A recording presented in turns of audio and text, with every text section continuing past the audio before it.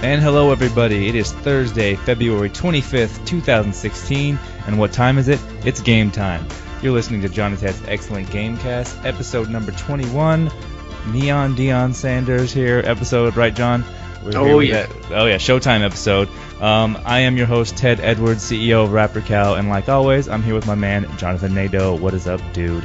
Oh, hello, it's the PrimeTime episode. Hey, I don't remember, did Deon come out of retirement when they won the Super Bowl in 2000? Was that when he, or was it a couple years after that? I think it was like a year. I think he took a little hiatus, but he jumped in. But this is, the podcast is old enough to drink now officially with the 21 on there.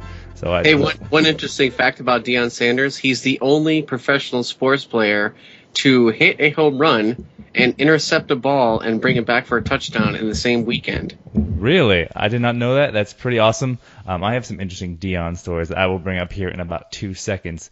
But, John, we are not alone. We are here with Joshua Gray. What is up, man? What's up, gentlemen? Man, I'm surprised that Deon Sanders retired before his ego did, but he's still around. I think his ego's still floating around somewhere. Yeah, still on that field, trying to make those touchdowns. I would definitely say that if you've watched any commentary with him on there, he's still got to be the show. That's why I call him Showtime. But right on. Joshua, are you a football fan at all? I am. At times, like I definitely watched the Super Bowl and I played football back in high school. Okay. And the Seahawks are my team, so I'm originally from Seattle, but I don't watch it every week. I don't make sure to tune into every game. Right. I appreciate when I can, but my busy schedule doesn't allow me to enjoy every game. For sure. Yeah. That's the third one, John. We have 3 Seahawks fans now. Yeah, exactly. There's one last week, one this week. Dang. Man, you know what? But this goes on my record, so I'm like 5-16 now for football for fans. Yeah, because we'll often bring on guests who have no clue about football, and which is cool. That's all right. Everyone to each his own. But we like to talk about football, even though right now football is done, so we have to talk about other things like, hey, the combine and stuff's coming up. But what did you guys think of the Super Bowl? I watched it from a bar in Mexico, and it didn't seem that people were really into the game, maybe because of where I was at, but it just didn't seem as exciting a game compared to others in the past. What do you guys think? Well, it was super exciting because John is a diehard Denver fan. Okay. And so you're more invested, John. And I was too. My girlfriend's from Colorado, so we were all about it. So, but yeah, it was definitely not like the most shootout, No. touchdown scoring Super Bowl. Very defensive, to say the least. But yeah, it was much better than, I guess, 2 years ago when the Broncos played in the Super Bowl. Let's not speak of that game again. It's a redemption. That didn't happen. Yeah. I think it's good for the Broncos, man. Congrats. Yeah, exactly. Yeah. Yeah, Peyton Manning gets riding off into the sunset. That's right. What a great story. So I do this for everybody, Josh. So people know who that third voice chiming in is. Give a little quick rundown of who you are, what you do, kind of why you're hanging out with us weirdos. Sure. Because I like to work out. I think we met at a gym because I was wearing a Evo shirt. You came up and was like, "Hey, what's up, dude?" And I was like, "Oh, you know what Evo is? Cool." Yep. All right, TLDR. I currently work as a producer with ESL. It's an acronym for Electronic Sports League. It's a company that's been around since really the internet became a thing in people's homes around the turn of the millennium, around 2000s. They were starting to get really big over in Germany and had some more offices in Poland and other parts of Europe.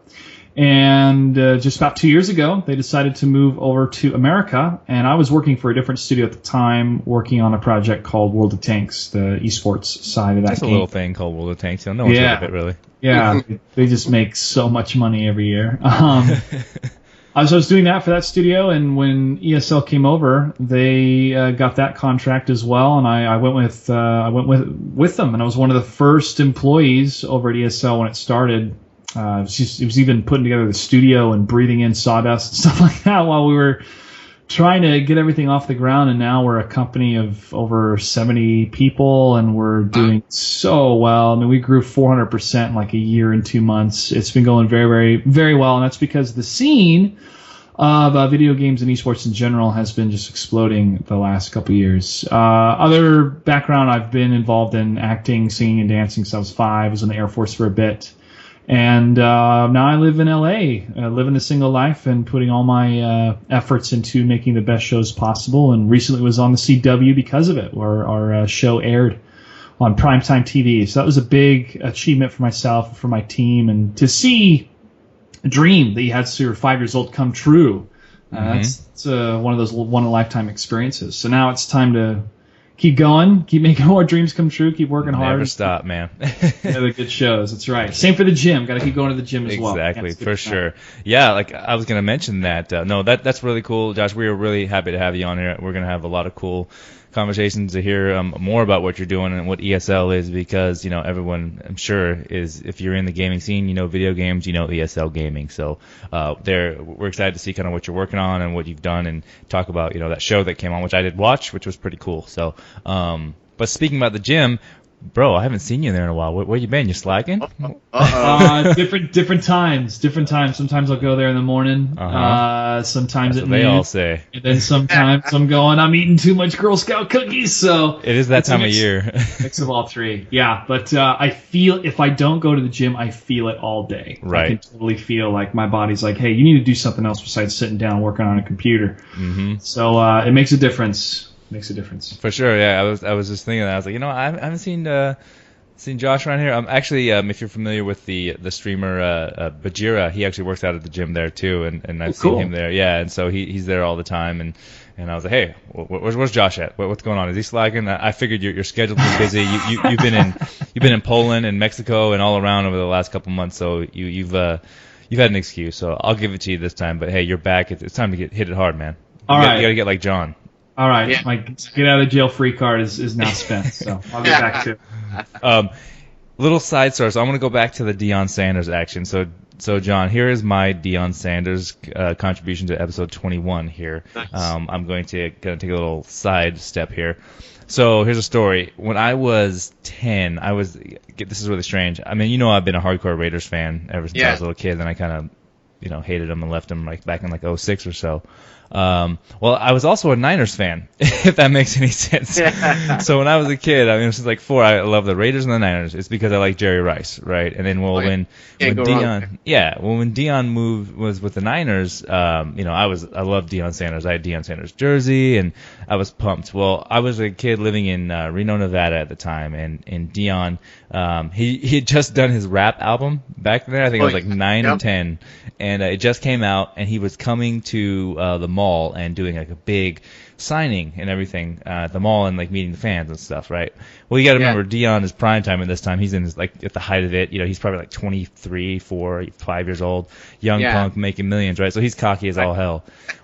Well, my dad and I, we stand in line for like 4 hours, right? I have my 49ers hat, 49ers football, 49ers like jersey, shoes, everything. I'm pumped up. Get to the front of the line, and like the little bouncer guy's like, hey, where's your CD? And I was like, no, I just want to get an autograph from Deon Sanders. Deon's like, and says no, he wouldn't sign it unless I bought the CD. Whew. And my dad almost had a freaking conniption. Like, he just went nuts. And so like we left, and so I went on for about 10 years hating Deon Sanders. And then as I got older and became a football player myself, I realized that, okay, I get it. He was young and stupid, and he kind of redeemed himself and after he retired. But so that's my Deon stories. I used to hate Deon after that. I couldn't stand it. I don't blame you, man. Especially when you sat in line for that long. Oh yeah, broken-hearted little kid. Just like, I threw away all my Deon Sanders stuff, and I was so sad. Well, I mean, at that point, he's probably figuring he's got the Midas touch. Everything he does turns into gold. So he's like, no, you should come here and buy my CD. Like, the football and baseball stuff, that's next weekend, or whatever, Exactly. Yeah, so that's my Deon story. But now I'm cool. Now Deon and I, we've made amends, kind of, I guess, through just maturity, I guess. He's matured, and I've kind of let it slide. But yeah, it's kind of a funny story. But that's what happens when you deal with a lot of athletes. As you know, I've been in the league and been around these athletes, and they can kind of let their egos, hence aka what Josh just said, kind of get the best of them at that time. Yeah. So You told me a few stories that were pretty interesting. So Yeah, we've had just a couple of those.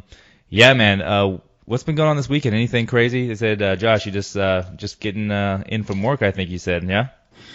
Yeah, I just got back. Got a couple things that are coming down the pipeline I've been working on. Some cool stuff that hopefully we'll be able to announce. I'd love to give you guys any exclusives, but none of them are prepared right now to be able to... None of the hot stuff. To come out, yeah. Another trip to Poland actually next week. Oh, cool. So I got to prep for that. I'll be there for a huge event, the Katowice IEM Finals, which is the Intel Extreme Masters. It'll be a big stadium in Katowice that we're going to fill with a crowd. And the CSGO stuff, yeah. Feature some CSGO, man, and we'll be there for some other stuff as well. So I'm looking forward. Like I get tired of traveling so much because being 6'2" and sitting on an airplane for a long time gets annoying. Mm-hmm. But it's part of the job, part of the territory, and when you get there and when you get to see this big event, be part of it, that's what's really fun. Right. So it's all worth it in the end, I guess. Yeah. Yeah, that's what's right in front of me right now. It's just a lot of paperwork, planning, putting stuff together, and then going off to Poland next week. But then I kind of try to look at those monthly snapshots, and we got a lot of trade shows coming up over the summer, so getting prepped for those as well. For sure.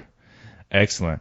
Well, I guess without further ado, we don't have a ton of news, but you guys want to get in a couple of news stories? Yeah. Alrighty. Man, I got to make sure, real quick, another side step here. I got to start treating this podcast like an athlete. I had all-you-can-eat sushi today for lunch, and I got the itis, a little sleepy right now. I got to start eating my pre-podcast meals, like good healthy stuff, because I am, man, if I trail off in the middle of a news story, just kind of yell and wake me up, all right? All right. So the first news stories we got here is Star Wars. I'm going to Star Wars Land, as I kind of posted in there for you guys. I think this was mentioned right back in the day when Disney kind of acquired the Star Wars IP, and now it kind of got announced this weekend. Just a little quick hitter here, but some concept stuffs are out, and Star Wars Land is an actual thing. It's opening up in 2017. Josh, I know you are a Star Wars fan, so yeah, what are you thinking about this? Going, I'm in. Yeah, may not be there first day just based on my schedule, but I'm there, man. I loved what they were able to add to Tomorrowland as a kid with Star Tours, and later on they had the Jedi Academy and stuff like that. And I'm going, nobody wants to be a Jedi. The Jedi suck. I want to be a Sith. Where's the Sith Academy?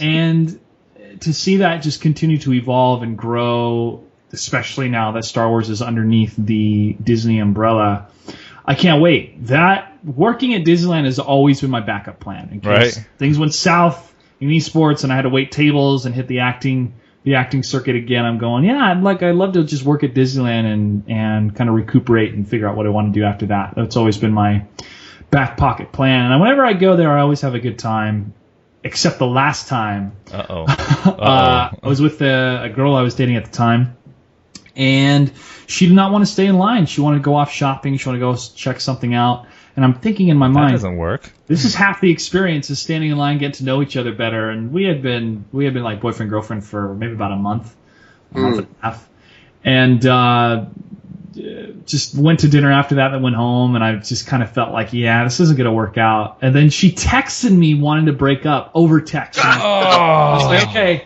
One, I'm not gonna let you disrespect yourself by doing it this way. Just call me on the phone and we can talk. Ow. She's like, I don't know how to express myself. I was like, well, let me just say what I want to say. I feel the same way. I was gonna maybe give it another month, but running the gauntlet of going to Disneyland, I think, really proved that we should stop. We shouldn't be seeing each other anymore. Yeah, I kind of had you alluded to that as you said before here. You're living the single life, and I was like, this is already going south. This way. That was like over a year ago, almost 2 years ago. So I think Disneyland, not only is it the most magical place on earth, it can really bring people together, or it can show that they don't belong together and rip them apart. But I love Disneyland. Love it. For sure. Well, now you have to redeem yourself. And I'll let the people listening know they can rent out my services. A couple $100 a day. You can bring me with you, and I'll get you right up front in a second. So shoot! Perfect. See, that's why when Josh comes out, when John comes out, Joshua, we're gonna take him with us, and we're gonna do the fast pass, everything. And we're going, man. Right to the front of the line, baby. Every ride. Bam. Yeah. I'll feel guilty for the first ride, then after that I'll feel totally fine. Yep, exactly. Yep, that's what it is. That is awesome.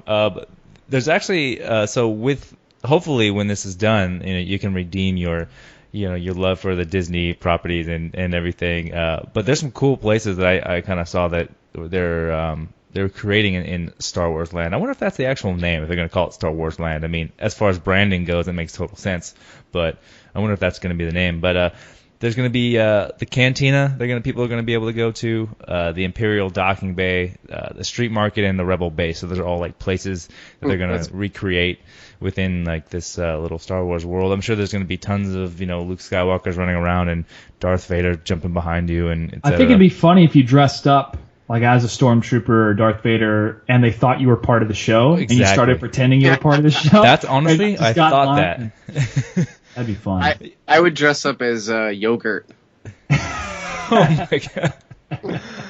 Oh, exactly. The best cosplay people would be just right in line. Like think of like a bunch of stormtroopers just walking in. Oh, hey, you guys hurry up! You're on stage in 5 minutes. My family's over there. Just go with it, man. Just go with it.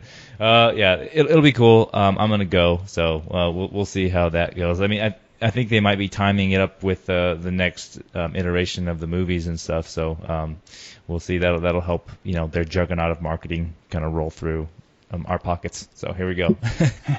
Yeah, for sure. And what great synergy as well, man. I mean, the first film, Episode 7, was phenomenal. Now they're gonna have even more incentive for people to go to Disneyland. It's making all the right moves business-wise, and also with what we saw with Episode 7 artistically. Yep. And I'm very excited for that. Yep, I'm on board. So very good. Moving right along, here's a little quick hitter. Happy birthday, The Legend of Zelda. Yeah. Happy 30th, to be exact. February 21st, 1986, Link and Zelda and Ganon and Hyrule was born. So there you go.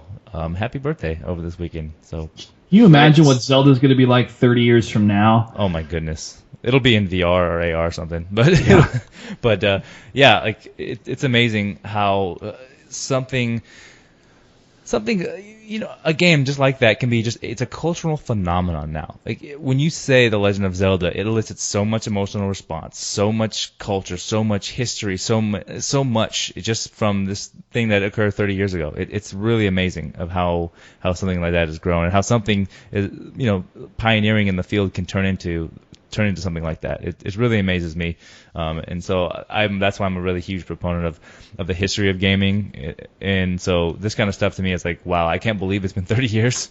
Like it's really crazy.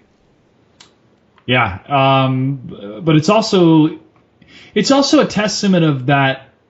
Video games are art. There's been an argument from previous just people and voices that had strong voices in the world of entertainment saying like, well, you can't win art. It's like, well, that's not necessarily what the experience is. I mean, yeah, you are winning something, you are defeating something, but a game like Legend of Zelda is taking you on a journey. It's introducing you to characters and raising stakes as to why you need to go find the bombs or go find the Triforce piece. And because so many people have had that experience of playing through it and hearing the music and feeling the difficulty and accomplishing those things, it becomes an experience that you can share. So when you meet somebody else that played the same game, you're like, oh, do you remember this part? Or do you remember that part? Or my favorite song was this, or my favorite song on Ocarina was this, and then you would hum the song together. Because now you have experience that you can both completely share, and then you have something in common. And to me, it's the same as reading a book or watching a film, and I feel that that's why we now hold that much weight to a game that's 30 years old. For sure. Crazy, 30 years old. It's nuts. Well, I'll bust out a quote from me. Now, this is my opinion on the video game and art debate. To me, it's like when people say video games aren't art, it's like saying the Olympics aren't sports. Video games are the amalgamation of all art. Mm-hmm. So there are sculptures doing 3D animation. There is animation and painting within creating the artwork. There is music composition. There is storytelling and writing.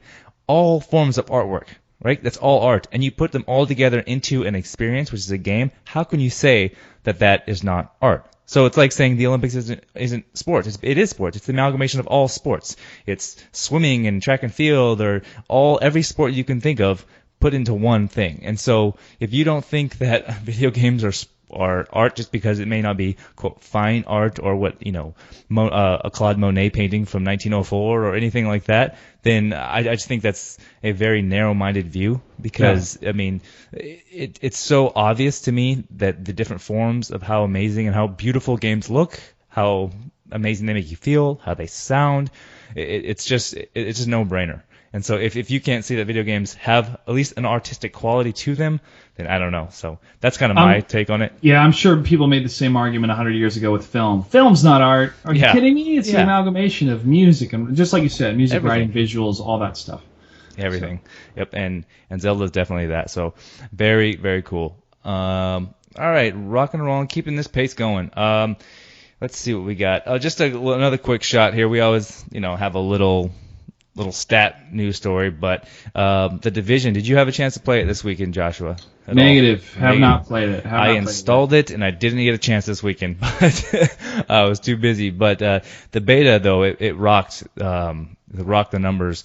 6.4 million players hit the beta, and this is an interesting, weird stat, but it's the biggest new IP beta launch ever, which take that for what it is. A lot of people. So, that's a lot of people playing a demo or a beta over one weekend. So, it seems to be pretty cool. I heard a lot of stuff a couple weeks back about people cheating in the game and et cetera. But I'm interested to see where it goes and if they can support it and do what they want. They want to make a big MMO type thing with loot and competitive multiplayer aspects of it. So we'll see if they can actually deliver on that. But yeah, it's still, good job on them getting that many players in one time to kind of get on that. Yes. So really awesome. So, all right. So now here comes the heavy stuff. We are going to shift gears in the news. We have a couple stories about VR. Okay. So yeah, John, you ready for our VR talk for the day? We're going to start that. Before we start, I'm gonna throw out there. I finally, probably a few weeks ago, I was trying to remember the name of the AR system that the girl that when she was working at Steam was working on it, and Steam said, no, don't worry, you can take it with you. It's your property. It's called Cast AR. Oh, okay. Cast AR. And she took it to what company?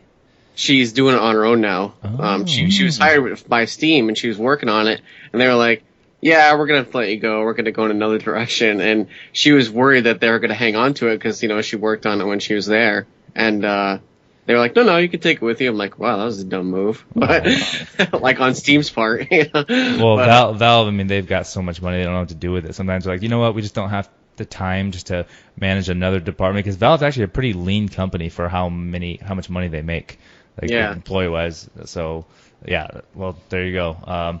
We'll keep it on that kind of on that vein here. The HTC Vive finally came out. Speaking of Valve and everything, they're priced out. So $799. Eesh. The price of VR is not cheap, people. No, not at all. Pre-order start the 29th. What are we thinking on that one? Because we know the Oculus is at what, $599 came out as. Yeah, but you need a $1,500 computer for it. Right. So. Well, again, I was hunting around hardcore for the specs of the PC that you needed for the Vive, and it seemed there was an article, I think it was on Kotaku, where it had they have a little tool that you can it does a little computer analysis of your system and says if you can run it or not. Well, it was a back end type stuff where it had completely different results for it depending on the setup of your computer. So one computer with an i5 could run it fine, and one with an i7 couldn't, and it was just very crazy. So the specs aren't totally known really, but it doesn't seem like it's as steep as the Oculus, which is kind of strange for a piece of equipment that's supposed to outperform the Oculus. So I don't really know kind of what that means. But yeah, it's interesting. But what's included in the $799 though, what I thought was pretty cool actually, it's you get the headset, of course, right? You get 2 wireless controllers, you get the wall-mounted movement centers, and you get 2 games. And both these 2 games were demoed there at E3, the Job Simulator and Fantastic Contraption, just cool little VR experiences. So, $800 in a box and kind of just do VR. We'll see how that goes.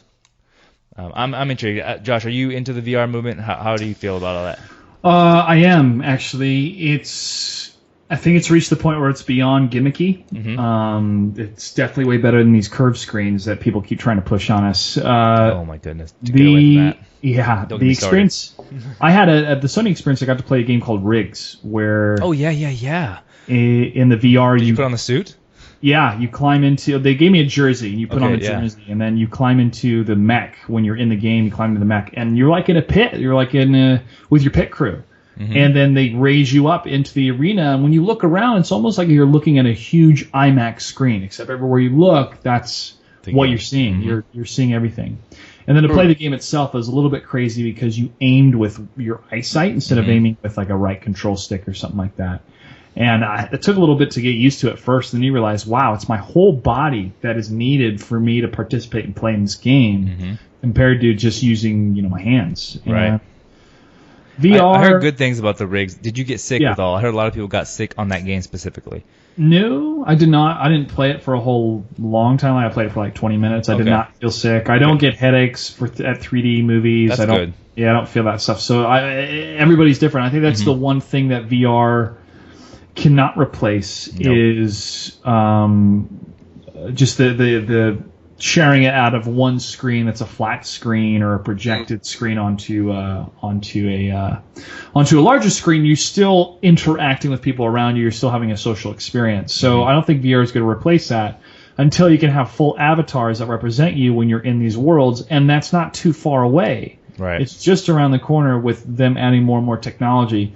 The place that we're at in VR now is they have to, the people manufacture it, see if it makes a profit, to see if humans are actually going to enjoy this or is this too much too soon. Yeah. But I'll tell you the secret to every technological push, at least when it comes to consumer consumption, is that whatever porn decides on, that's what we all get. Porn decided on VHS over beta, we got that. They decided on DVD over something else, then we got that. HD DVD over Blu-ray. Yep. Chose Blu-ray, so we all started to go with Blu-ray. Now they have VR porn, and so that creates an incentive outside of video games for people to buy it. And I think that's whatever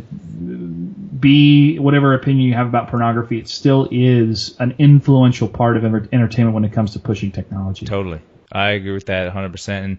And actually, a few months back, a lot of news outlets like IGN and Kotaku, they went and demoed a lot of stuff for like porn in VR, and they said it was absolutely terrible. But they can see how it needs some time, but they can see how eventually it will become something. But we see the same thing with with consoles. When a console comes out, the initial games that come out with it are okay. They're all right. But the more time people have to work with the tools to develop games and develop experiences, it gets better and better and better. Right. So I think that's what's going to happen with VR. The market itself, too, is PlayStation's pushing their VR. You don't need a separate computer to use that VR. It just uses the PlayStation computer system, which is neat, especially for a lot of people on a budget, compared to others where they're like, I want an Oculus Rift. I have a sick rig computer. Let's just do it. Let's go. Yeah, let's go. I want it now. And that's a smart way for any manufacturers to try to cover the full gamut of their audience when it comes to, okay, you can experience VR, you don't need a computer, just a PlayStation, and then here's the glasses, here's that glass, compared to this HTC Vive, which the Vive, I think do you have to have a computer for the Yeah, you do. And that's, you hit the nail on the head with kind of what I've been echoing. John and I, we've talked at length on this show with a lot of guests about, what we thought about VR. And I've always said that I think the PlayStation VR will be kind of the one to get the biggest jump out the gate. I don't think maybe the longevity, just because of the specifications of the hardware itself. It's going to be lesser than the Oculus and obviously lesser than the Vive, because the Vive right now, technically speaking, is the leader when it comes to feature set and just what it can do and just the fidelity of the machine itself. So I think the install base and the price point is actually much more accessible for the PlayStation VR. And like you said, you do need a PC for the Vive, but that's I was kind of mentioning I don't know what the specs are, but we all know the Oculus is like crazy. You need like a 980 or 970 just to run it. It's like what? Cool. I got 2 of them. I'm good. All right. Yeah, right. Yeah, but yeah. Like, and you need 12 gigs of RAM just to get. I mean, so it's like stuff that just doesn't happen normally. Like the average person doesn't have this. So if you're trying to get to regular consumers, you've already alienated like a large portion of the market. And with computer specs, if they're like, oh, you need 12, anytime they tell you, oh, you need this, double it. Because when they say like, oh, you need this, that means if you have this will barely make it run. Like, yeah, exactly. So 20, it's like 20 frames a second. Yeah, exactly. So just double everything you ever see on any sort of specs, when you see stuff like that. So you need 3 Titans graphic cards, right? Okay, cool. So you can run 8K off that if you got 3 Titans. Perfect. See, that's what we need. We're moving that way, right? Yeah. My motherboard supports 32 gigs of RAM, so I mean, you'd have to like fill that up, It's like, yeah. Dang. We'll see. And the one thing that I thought, so I think technologically, again, the Vive is the one. Like, it's just as long as the research I've been doing, as far as hopefully having the best VR experience. I've heard the best about it, seen the specs. What I think was actually cool, what they thought of in this was there's a couple things that I think are the negative shots on VR. One, half your audience is gone because half the people get sick. That's why I asked you, Joshua, if you got sick on that. Because you know what? That's half your audience can't use it because they're going to get sick in VR. It's going to happen. The other thing is the price point, right? Everyone knows that, well, that's high. You're not some $200, $300 buy, and it's, you're making an investment. Minimum $600 for something good. I mean, oof, right? Well, the other thing is sometimes people don't want to be shut out of the world. And that's a big thing too. When you're in, the Oculus, you're like everyone's like, oh yeah, don't use this on the bus station, etc. Because you're gonna get robbed and the whole jokes thing. But really, you're locked in. But what I thought was cool about the Vive, a couple of the specs they had was they have phone connectivity. So your phone is connected to the headset, so you can have it on there. And there's a built-in microphone, and there's also an AR feature, so you can have the visions you can see through, and then it can turn into an AR module later. So I thought that was pretty cool. I did not know that, and to me that's really forward thinking, which kind of lends it to my business mind saying, hey, the long term push may be the Vive. The short term, I think Sony's going to come out the gate hot once they kind of announce like the price point and what they're doing with the PlayStation VR. But I think the Vive kind of with planning right off the bat has the long term plan. So.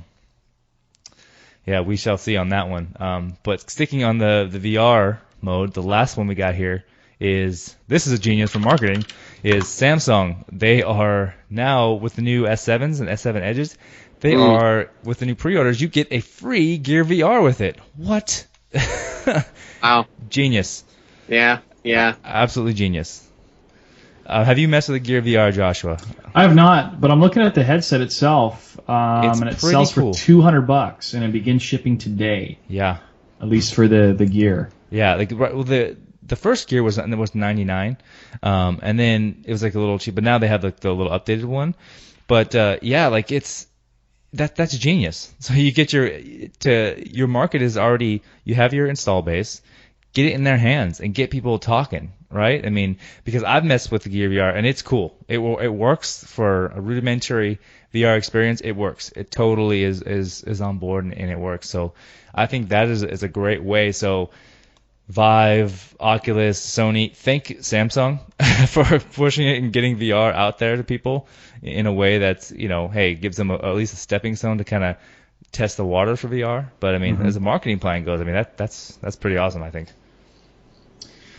Yeah, and for that pre-order too, I mean, a lot of times the only way that you can sell something is to give it away for free. Yeah. And that may not make any sense in the future, but when you have to sample stuff out, and if you get a consumer base or at least a small amount of people that get the Gear when they pre-order a phone or get a new phone and they tell their friends, and the friends are like, well, I could get a phone and that Gear, I can just go buy the Gear for $200. I don't want to change my phone.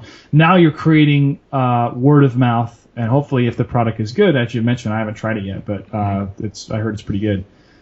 That's how you generate the buzz, and that's right. that return on investment is okay. We did this promotion, now we have these Gears out in the public. People are testing it, they're trying it out, they want to buy more, and that's hopefully will Risa. I'm also impressed with the Samsung Pay, where there's that commercial with Hannibal Buress, and he just takes his phone and leans it up against the credit card machine, like any credit card machine you see in any shop, and it goes beep, approved. And I don't know if it sends a signal to the credit card machine or something, but I find that pretty fascinating. Instead of having to have Apple Pay or Google Pay, it's a little more streamlined than Apple and Google Pay, you seem, huh? Yep. Interesting. Exactly. I haven't seen that. I'll have to check into that. Well, that's what's cool about it, having different companies, is they can compete Yes. and innovate and continue to try to compete and innovate. Unless there's a monopoly. Right. Yeah, I think John and I have talked a lot about the VR. I think you kind of feel the same way too, John. Is like initially the VR, they need to kind of work together before they start duking it out, right? Yeah. For sure. Yeah. Because if they start cutting each other's down too early, then people get a bad taste for VR. When's the S7 slotted to be released? Oh, that I do not know. You put me on the spot there. I could consult the Oracle. That's a good question. I'm not sure exactly when, but if that times up with the release of the other VR systems, it helps them. Yeah, they don't have any dates. They just say that you can pre-order the Vive starting the 29th, which is the HTC Vive, but for the Samsung one, it doesn't. I don't see any dates yet. Yeah, I think 7's a little ways away, but still, that's brilliant marketing, especially just mentioning, hey, when the S7 comes out, you get a free gear, it's going to, you're really kind of killing 2 or 3 birds with one stone with that, kind of what Josh was saying, like, you're going to get the people that want to get the, the gear, and maybe they're kind of looking for a new phone, bam, get a new phone, get the gear with it. Or, you got the other people that, just constantly upgrade. Like every year they're getting a new phone. So, hey, I was going to get a new phone anyways. Might as well get the gear with the S7. So, they're going to be selling more phones, pushing the gear out there, getting people to use it. It's really genius marketing. Yeah, I'm actually here on the Samsung, the S7 website. Pretty awesome. Like they're showing like, hey, buy new, get the free gear with it. And they're showing like some gear demos. They also have like a little picture of the water or the phone dropping in a puddle of water. Yeah, it can go up to like 1.5 meters or something like that. That's pretty awesome. Yeah, like fully immersed. I'm switching. Before the pressure gets it. But I have a S6. Performance-wise, pretty good, but the battery just dies so fast. And it has a curved screen, and the curved screen does nothing for me. Me neither. For me. Yeah, and John either. Well, there you go. Well, we'll see what happens with there. One cool thing, though, is that Harmonix, the people behind Rock Band Dance Central's doing stuff for Samsung Gear VR. So, take what you will with that. They need to, because Rock Band 4 sucked. That was bad. I didn't even play it. No, not good. It just wasn't good. The way they packaged it and marketed it, it was just off messaging. It just didn't work too well. And then, as you see, they laid off a lot of people because, again, they just kind of flopped this year. Their fiscal reports came so far under. So, they had to lay off, a bunch of employees. So, but hopefully this is a good push and this is a new medium for them because, I'm all for it. We need developers for these platforms. Specifically, I don't want ports of games. I want specifically designed and developed VR games or experiences, right? Yeah, no ports. No ports. Yeah, let's get away from that. Any other news? Guys, you guys got anything? No, not on my end. Joshua, you got anything? Nothing too crazy for you guys. All right. Well, on that non-crazy note, we are going to take a quick break, but when we come back, we are going to hit you with the hard interview, the hard questions, and kind of dig into your story, Joshua, and see kind of what what you're doing these days and what you're contributing to the gaming industry. So, we're going to take a quick break.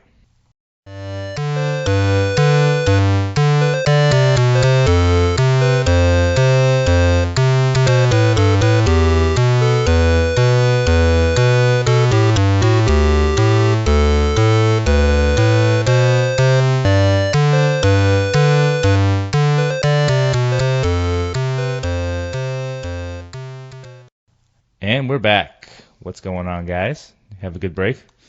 Run around the house? Get a snack? Anything? Yeah, did a squat. Nice. See, you're working out. You're working out again. Exactly. One squat. There you go.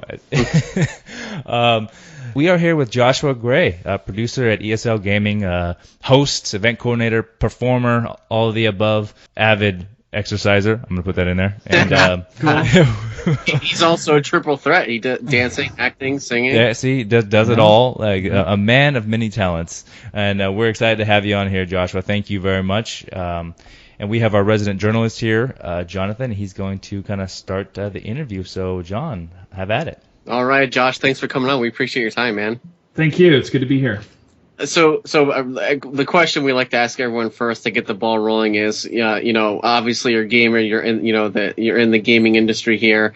What was the first game that you can remember playing, and like what did you feel like? And at that point where you're like, I want to be involved in this somehow when I get older. First game would have to be, I think, Super Mario, the very first one. As a kid, we used to call it regular Nintendo because we had Super Nintendo. Yeah. But yeah, same thing. We said regular as well. Oh my gosh, yeah. The NES, the Nintendo Entertainment System. Yeah. Had Duck Hunt, and had a couple other games. And I also remember when I went to a friend of the family's. We all went over to a house in the Tri-Cities area in Washington State. And they had the family we were hanging out with. They had a daughter. She's roughly my age, just a little bit older. I was probably six or seven, and she had a Super Nintendo, and she was playing Super Mario World. And I remember looking at the graphics and looking at how she was playing the game and the backgrounds of the stages, and I'm going, "Oh my gosh, this is the sequel to Super Mario! Like this is the next Super Mario game." And I told my family, I told my parents, like, "Yo, we got to get this." And I think within that period, my parents encouraged us to do all sorts of things as kids, and then play video games, just not don't overdo it. Right. And I continued. My fascination and love for video games just continued, and I've played all sorts of them throughout my life. Cool. You mentioned, I always forget you're from Washington, because I grew up in Washington too. Yeah. For people who don't know, the Tri-Cities over there in Pasco and Kennewick and everything over there. Yeah. Yeah. I think further down, like south or southeast from Seattle, closer to the border of Oregon. Yeah, that's where I'm from exactly too. What exact city? I have to ask. I don't remember. I just remember my dad said we're going down to the Tri-Cities. I'm going to go visit the family. And that's where it's at. Yeah, so because I grew up down next to Vancouver, Washington, down in the south. So I was born in Vancouver, Washington. There you go. So hey, crazy. Fantastic. Yep, it's a small world. So yeah, when you said Tri-Cities, I was like, I know where you are. Nice. Yeah. So yeah, John, sorry to interrupt. Hey, no problem. So, all right. So then, what was like? So after you had your experience with Super Mario World, and when you got slightly older, was there a game a little bit in the future then that you were just like, that's it? Like this game is the be all and end all. I want to get involved somehow. I don't know what I'm gonna do yet, but I'm gonna do something around video games. Was there any particular game that jumps out at you?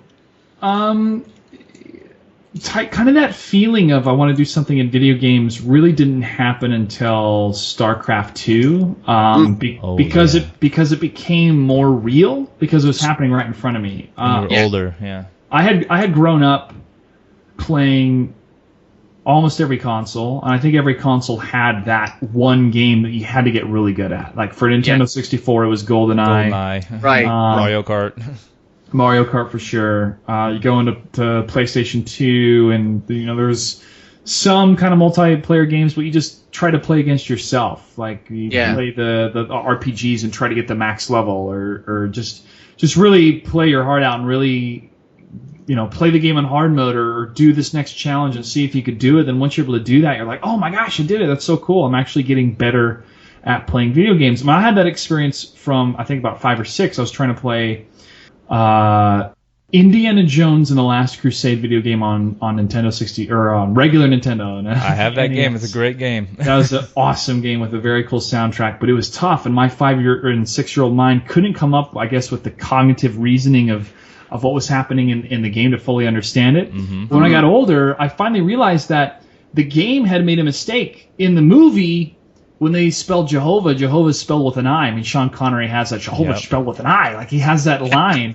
And in the game, they don't spell it with an I, they spell it with a J. And so this whole time I'm going, oh my gosh, this is why. So I finally beat the game 8 years later. I think I was like 12. And I went, I did it, I finally beat it. So that type of experience. That rocks. Yeah. That type of experience just kind of outside. I never really thought, I'll make a job out of this. I'll get involved in video game development. My passion and my focus and my childhood was mainly focused on performing, on acting, on singing, on dancing, and video games was always my go-to to escape from the world. That was always my hobby, that and sports. So when I had the opportunity to really see that, wow, I could get paid for my love, passion, and knowledge of video games, along with my love, passion, and knowledge of performing, either or theater, it was just this beautiful marriage of the two parts of my life that came together. And that really started happening about 6 years ago when StarCraft 2 came out. That's when it became, okay, esports is a thing. I can make a name for myself. I can work in the industry, start working with Blizzard and other developers, and that's where I am today. Yeah, and mentioning, loving sports and loving video games and putting them together, that brings, me asking you about, ESL. You kind of gave a quick synopsis of it in the beginning of the episode, but you want to give the listeners, in case they're under a rock or living on the moon or something, and they never heard of ESL or don't know what it is. Can you give us a little more details about that? I'm sorry, please repeat the question, John. Can you give us a little bit more details about the company your company you work for, ESL, and for people that may not have heard of it for whatever reason? Sure, for sure. I'll just kind of give a breakdown of what we do and more or less why we do it. So imagine you're really, really good at a video game. Really good. A game that you play online, multiplayer. Let's go with Call of Duty. I used to be really good at Call of Duty 4. Which one? Oh, 4? Yeah. I think that was the pinnacle of Call of Duties back in the day. I agree. You put a team together. You sign up for some tournaments online on a forum. You team up with some people on a forum or with a clan. And you get really good, you win some tournaments, and that's it. Like, the only thing you win out of that is recognition and praise and fandom and maybe a post on the forums, which is worth it at the time.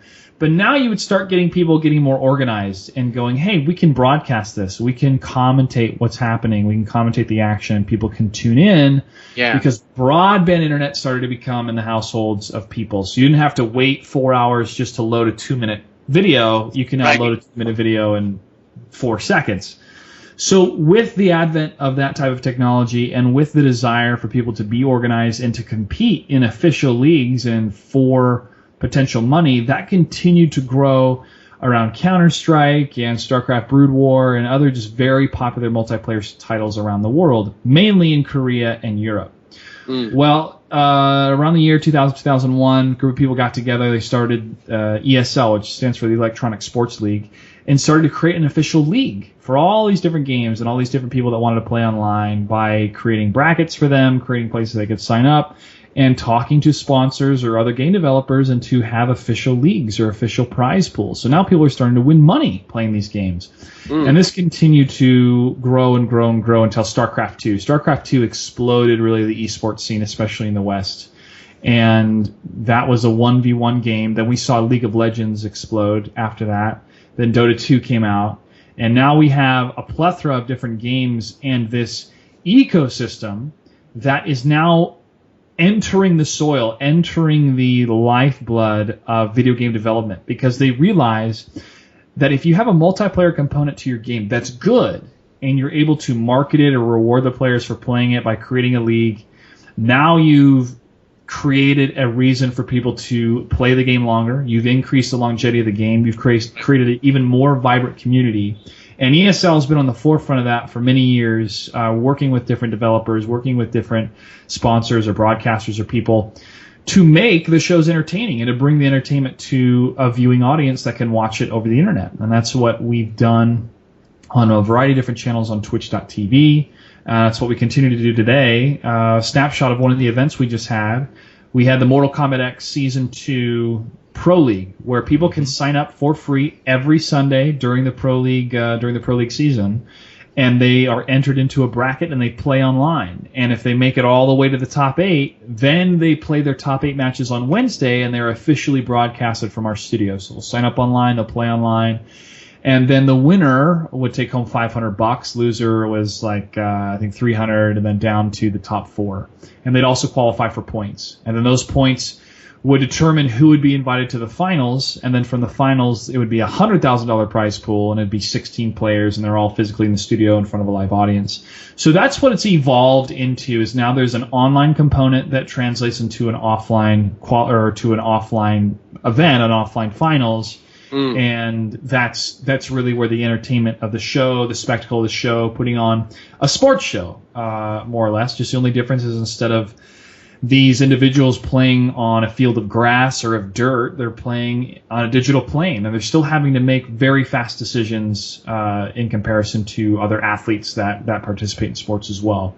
Is there a difference? Sure. I mean, these guys aren't necessarily sweating. They're not running. They're not having to really push their bodies when it comes to cardio, but they must push their bodies when it comes to hand-eye coordination, when it comes to decision-making, when it comes to reaction, when it comes to studying their opponent, when it comes to competition in general. And it's stamina as well, too. Oh, like yeah, being able to maintain that high level of focus, high level of precision for an extended period of time over a tournament. You're playing multiple matches, multiple games.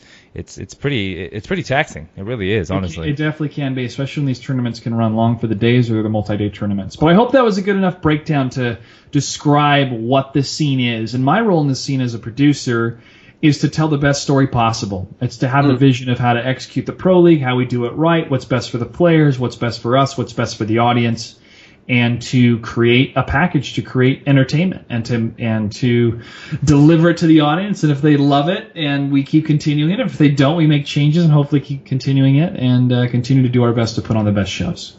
Yeah, that's really cool. Did you ever do any competitive gaming yourself?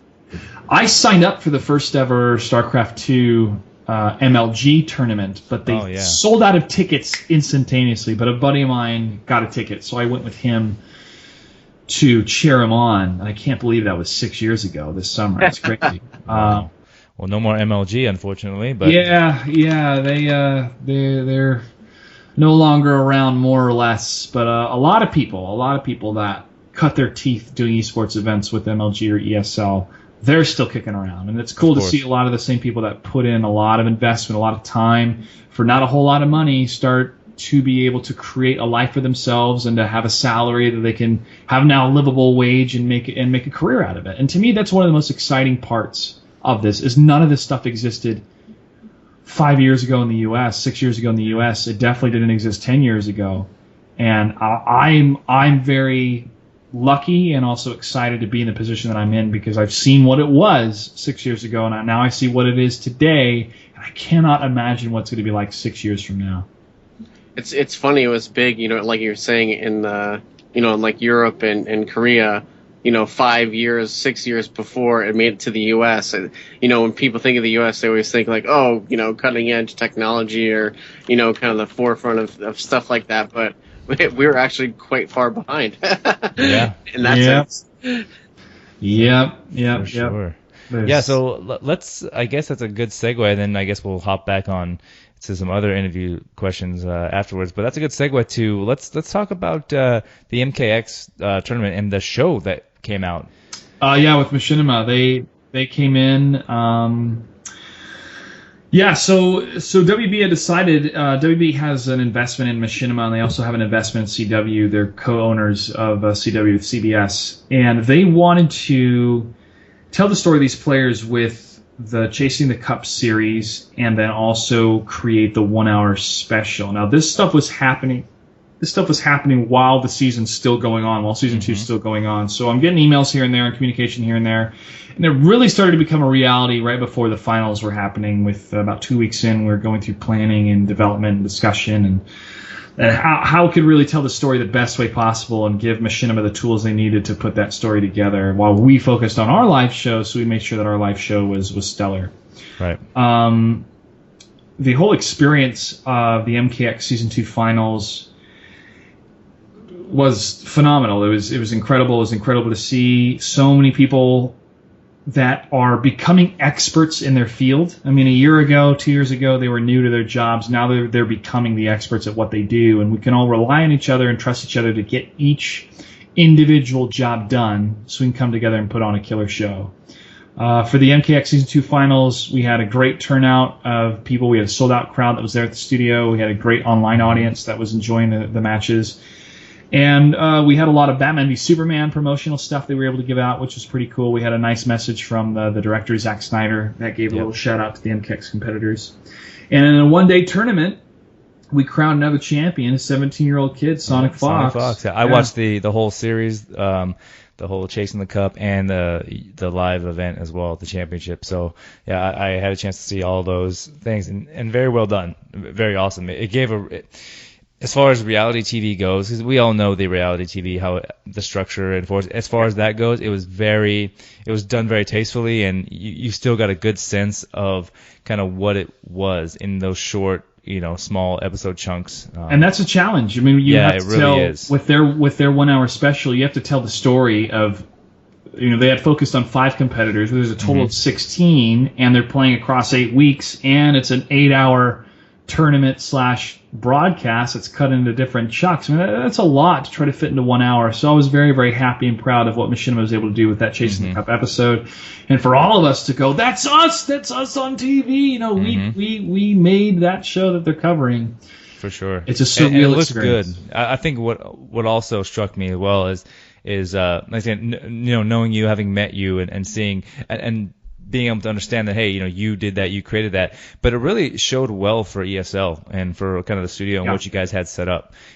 That's what kind of struck me as the most kind of impactful thing in the show. Like, the show was made well, but it kind of just solidified that, hey, what you guys are doing with these tournaments, with these seasons, with these different games, and the structure, and the infrastructure you've built with your new studio that that I toured, and it's really coming together, and it really showed in that special. So I mean, kudos to you. I mean, that's not me just saying it. That's kind of the step back opinion of, hey, watching this special, seeing it firsthand, and it actually comes together and makes a lot of sense. So, well, thank you for that nice compliment. Another nice compliment I got from other people, especially from some of my family on the East Coast, is one, when they tune into the live show, they loved it. They were like, "Oh, this is very entertaining. Right. We know what's happening. This is great." And then when my extended family all tuned into the 1 hour special on CW, they were like, "We can't believe it! Oh, it's so amazing! We have a better idea of what you do now," like stuff like that. So for it to have the stamp of approval of myself and a lot of other people at ESL, of it does tell a compelling story and they got the story right, is great. We look forward to doing more. We look forward to hopefully more specials or even more live broadcasted tournaments that are on television, because this is a story that's worth to be told. I mean, think about it. These are pioneers in the digital world. Nobody has a blueprint for what we're doing. The only thing that we can do is just study what television broadcasting and cable broadcasting has done over the last 100 years, and what they're getting wrong today, and what the digital world and new media is getting right. As we see Netflix and Hulu and Amazon Prime and others start really taking a big share out of entertainment and entertainment delivery. So at the end of the day, it's a lot of young people that love playing video games and that love making the entertainment value of playing video games come to life in a presentational setting, and that's what the core of ESL is in America. And it's just another great benchmark to see these shows not just cater to people that love video games, but to a massive audience, because it's telling the story of human competition. And that story translates into everything. Yeah. That's great to me, because like you just mentioned, you guys are pioneering it, and that's what it really is, and I see that, and it's to the fact of, you can look at the past history of broadcasting. You can look at what TV does today. You can look at content delivery. You can look at sports broadcasting, right? Use them as a model and as a blueprint, but you're still just taking the lessons, and it's just like science. You can take the base of science, but you're creating your own experiment, creating your own, hypotheses, and going forward at your own pace and doing something else that's new. And like I said, you guys aren't doing everything right, but you're learning quickly and you're growing fast. And that's, to me, it's, I think, when people like, MLG, them closing down, it's just kind of, it's almost scary for ESL Gaming, but at the same time it's not, because what you all are doing is you guys are doing something totally different, and you still have a good solid niche. So I don't see ESL Gaming going anywhere anytime soon. Like, I think it's pretty solidified, because the stuff you guys do bring to the table is things that isn't getting delivered anywhere else. Yeah, it's the ideas, it's the people, and to have the creativity to make our ideas come to life pretty quickly compared to maybe working at other places or other more established studios where you have to go through more protocols or approvals or things like that. For MKX, this is my show, put together my team. You guys are really agile. Yeah, and my really becomes we. That it was our show. It was so many people that were involved that we've been working across the timeline at the Pro League, even since season 1. And as I said before, watching their growth and watching them get even better at their jobs and them adding more to the shows, that's what it means to me to build a team and to build a company and to build a studio. And it can get really, really tough when you're in the trenches, you got deadlines, you're working very hard. When you're able to surface or take a breath and see what you did or see where you are, that is inspiration for you to keep going, to keep driving, to keep getting better and better and better. So it's a constant cycle of improvement and getting better. And that makes people want to get up and go to work in the morning. I'm excited to go to work. I was on vacation in Mexico. I was excited to come back to work rather than dreading it. That's always a good thing. It's very good. How long that will last? Hopefully a long time, but I'll just ride the wave as long as I can. For sure. I think ESL has some good stuff. So I guess, jumping off on that, what other games or tournaments do you, as ESL, support? I mean, I do know this, but just for people listening, I mean, we obviously know that CSGO Go is huge. CSGO is awesome. And you guys support that. You guys do Hearthstone, MKX. Like, what are the other type of tournaments that you guys are really pushing that are really big for you guys right now? I would definitely say on the Pro League side, we have Gears of War, MKX. We have the Call of Duty World League that we produce. We also have the Halo Pro League, the Halo Championship League, Championship Series, HCS. We produce that for 343. We do all of Blizzard's stuff, so all of their we do BlizzCon for them. We do not all of BlizzCon, but all the esports side of BlizzCon we've done for them. We do Heroes of the Storm, StarCraft. When Overwatch comes out, I'm sure they're going to want to do esports for that, so we'll probably be involved with that. That's the Team Fortress-like game that's coming out. Yeah, Overwatch is awesome. Hearthstone, as you mentioned. Then some, smaller games, like we've done stuff for Words with Friends. We had a fun little competition for that one. We've done stuff for Guild Wars 2. Oh, cool. We've done stuff for Puzzles and Dragons, some things for Nintendo. So basically all tiers of esports, the tier 1, 2, and 3, all the tiers. Yeah. The big ones all the way down to like Smite and all those kind of things. Yeah, definitely for Smite. I hosted the first Smite World Championship. That was a lot of fun down there in Atlanta. Still friends with those guys. So we're involved wherever there's something that can either bring an entertainment value or competition. Now, not everything. The majority of what ESL does is esports. But we also, as an agency, will do white label launch events, like a launch event for Assassin's Creed or a launch event for Evolve or entertainment, man. Yeah, entertainment. Any type of we need something that's fun that showcases the game and showcases gameplay. What can you do? Boom, here's what we can do, and we do it. So ESL has many white label productions or white label agreements. So that means that you go to E3 and you walk around and you see a variety of different booths. There's a good majority of those booths at E3 or at PAX or somewhere else was done by ESL or was done through ESL or through the agency side of ESL to make that come to pass. So having that type of diversity within our company is good because it just builds more bridges with the game developers themselves, and we're a solution to what they need, and that is bringing an audience in, bringing entertainment to the audience. Cool. Right on. John, you got anything else for Joshua here? Did CW approach you guys to do the show, or did you reach out to them? How did that go down?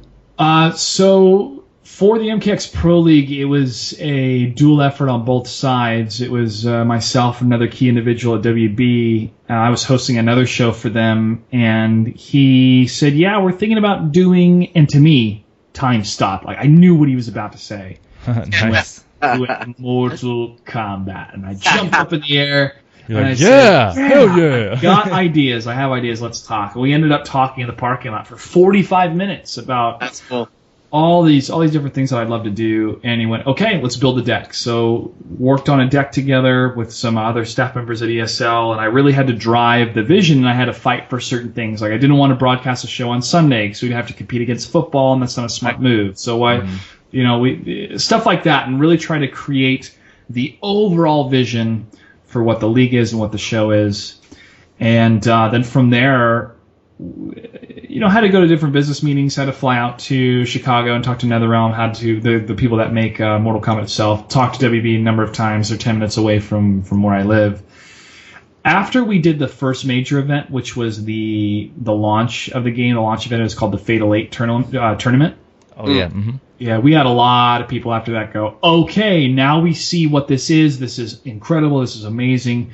We're totally invested now. And that to me is one of the biggest, I think, achievements when it comes to creativity and business mixed together, is that when you have a vision and you are true to yourself with that vision, you're able to explain that vision to other people. And there's only so much you can do to explain it. But when they see it and they get so jazzed up and so excited and they just fall in love with you because they love your ideas, I can't find anything else like that in the world. And that is the relationship I currently have with WB and NetherRealm, and along with, with ESL executing on these ideas and stuff. It is awesome. It's an awesome feeling to have, but it's also stressful, and it also feels like I have a lot more pressure and weight because, hey, we're able to execute and do some really fun events. Well, now the pressure is on to make them bigger and better and even more in it. Every time, yeah. You did too well early on, right? Yeah, well, they say that about some actors, right? Like, we got nominated for an Academy Award too early. That may hurt your career. It's like, no, man, it's going to inspire me and fuel me to keep getting better and to keep progressing and to keep doing. That's my next question. What inspires you?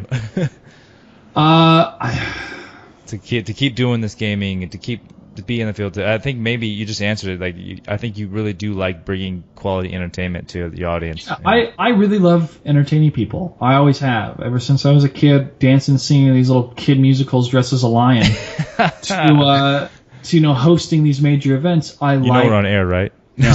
Let's go back and find those videos maybe. I love making people laugh. I love making people have a good time. I'm always focused on how other people are enjoying themselves when I'm at social events. I don't necessarily try to be the life of the party, but I try to bring life to the party, and then people are like, oh, you're the life of the party. So I'm just trying to crack jokes and have a good time, folks. But that's kind of the burden sometimes of always feeling that need to entertain and to make sure people are having a good time. But because of that need, it inspires me to go, okay, what's the best thing that we can do for the audience? What's the best thing that we can do for the players that fits within our budget? What makes sense? What would I do? And to utilize that type of benchmark or bar of measurement of, am I enjoying this? Am I entertained by this? No. How can we change it? So part of me is inspired by that. The other part is my parents, my family. I don't want to sound too cheesy, but they really supported me with a lot of different things that I did growing up, from Boy Scouts to service work to joining the Air Force to wanting to be an actor, all that stuff. They were always supportive of me and whatever type of goals or plans or dreams that my siblings had as well. So part of me really wants to make a lot of money so I can make sure that they never have to work a day in their life again. They want to go retire in some log cabin. I mean, they raised 4 kids. When you think about raising 4 kids today, John, you got a lot of kids, but it's a lot. And so part of me is like, my family and my friends and people that I was associated with throughout my life had invested in me some way, either their time or teaching me their talents or trying to improve my talents. And part of me needs to pay that back by continuing to push myself and to be even better and to do better and to stretch myself and to keep doing that. So that's another part of the inspiration. The other part, I would say, the other third is I find entertainment, especially the film and television world, beautiful, amazing, fascinating. It's such a wonderful stage to be able to tell these stories and express yourself in these stories in such fantastical ways, being it a low-budget indie film or a huge blockbuster film. But the current attitude and business and understanding of that world is closed-minded. Closed-minded to what the internet has to offer, closed-minded to what future technology has to offer. And this other thing that motivates and inspires me is that this story is worth telling, this esports story, this video game story, and that story needs to be told from every rooftop, from the tallest of towers, because it is the millennial generation, it is our generation, it is another form of entertainment that people are experiencing, and now we've created a whole other level with tournaments, with a 17-year-old kid now able to pay all of his college because he played a video game for a year. $60K, man. You know, that to me is a story worth telling. And I know there's other people in the world that haven't heard that story, and when they do hear it, it's really going to click with them. So that's the other thing that inspires me. Awesome. I love it. Really cool. John, you got anything else for Josh? I got one last one. Yeah. You kind of mentioned it in passing, but I'm curious. It might be a selfish question. You mentioned you went to Chicago to talk to the guys that work on Mortal Kombat. What did you have? I mean, if you can discuss it, what did you have to talk about? Did they have, did you talk about well, how are you gonna, what's the limelight you're gonna put Mortal Kombat in? Like, did you have to iron out details like that? You didn't have to necessarily get permission, did you? The details that I can go into pretty much was putting the vision to paper. What do players do on a Sunday? What is signups like? How do they qualify for the top 8? Oh, right. What happens with it? So it was mainly like creating the plan and giving them what the plan is. Because if you put a lot of people in a room and they're trying to figure out how do we do tournaments for our game, how do we do this, how do we do that, they don't have a lot of experience doing it or a lot of tools doing it. It can be convoluted and really messy and doesn't have the best tournament integrity. Sure. So what I had to do was pretty much go, this is the best way to run a tournament for your game. We're the best company to do it with for these reasons. This is what a broadcast looks like. This is our experience broadcasting. Let's make a deal. Let's talk. And that's the TLDR of it. But honestly, to walk into a room where you're seeing like the movie posters that came out when you were a kid and was so inspirational to you, the soundtrack that you listen to all the time, all those things started with a couple key individuals that were in that room. And for me, and I'm not trying to pat myself on the back, but for me to not be, I was a little bit nervous, but not nervous. I was more like, all right, here we go. And just to be completely confident in everything that I said and every question that they had and every answer that I had for them, it completely made sense. There was no excuse not to do it unless it just came down to budgets. Yeah. And that's what the experience was like. Okay. I still look back on it and going, wow, that was me. I did that. That's awesome. I believed in something. I built something. I believed in it, and I explained it to them. And from there, they became believers as well. That's cool. And we saw it come to fruition, which is awesome. Yeah, and kudos to them because they're the one that had to take the chance, right? Right. And this was something that they said, okay, if we really want to do esports, let's do it. And for it to develop into what it is 2 seasons later, kudos to them for taking the risk and saying yes. But this is what happens when you really have a solid vision and people working hard to make it true come to pass. Man, it's really cool. Awesome. Well, kudos to the rest of your team at ESL for helping you out, and good job on you, man. Great stories of how you created this, how ESL is grown, and how basically the players and the community is growing. So we're happy to have you on, and thank you very much. And before we finish your interview, let's here's your chance to do a quick little plug about yourself. Tell everybody who's listening kind of what you're working on, what's coming out for ESL, how to get a hold of you, all the above, Twitter, Facebook, all that kind of stuff. So get a little bragging time. Ready to go. Okay, sure. You can go to eslgaming.com. That's where you can sign up for tournaments for free, check out all the different pro leagues, or go for cups, which is kind of like the minor leagues, and other promotions that we have. We also have the ESL app that you can download on the Xbox One. And you can sign up for tournaments and get matchmaking to your opponent straight through the app on the Xbox One. We love PlayStation 4 as well. That's all I'll say for right now. But stay tuned.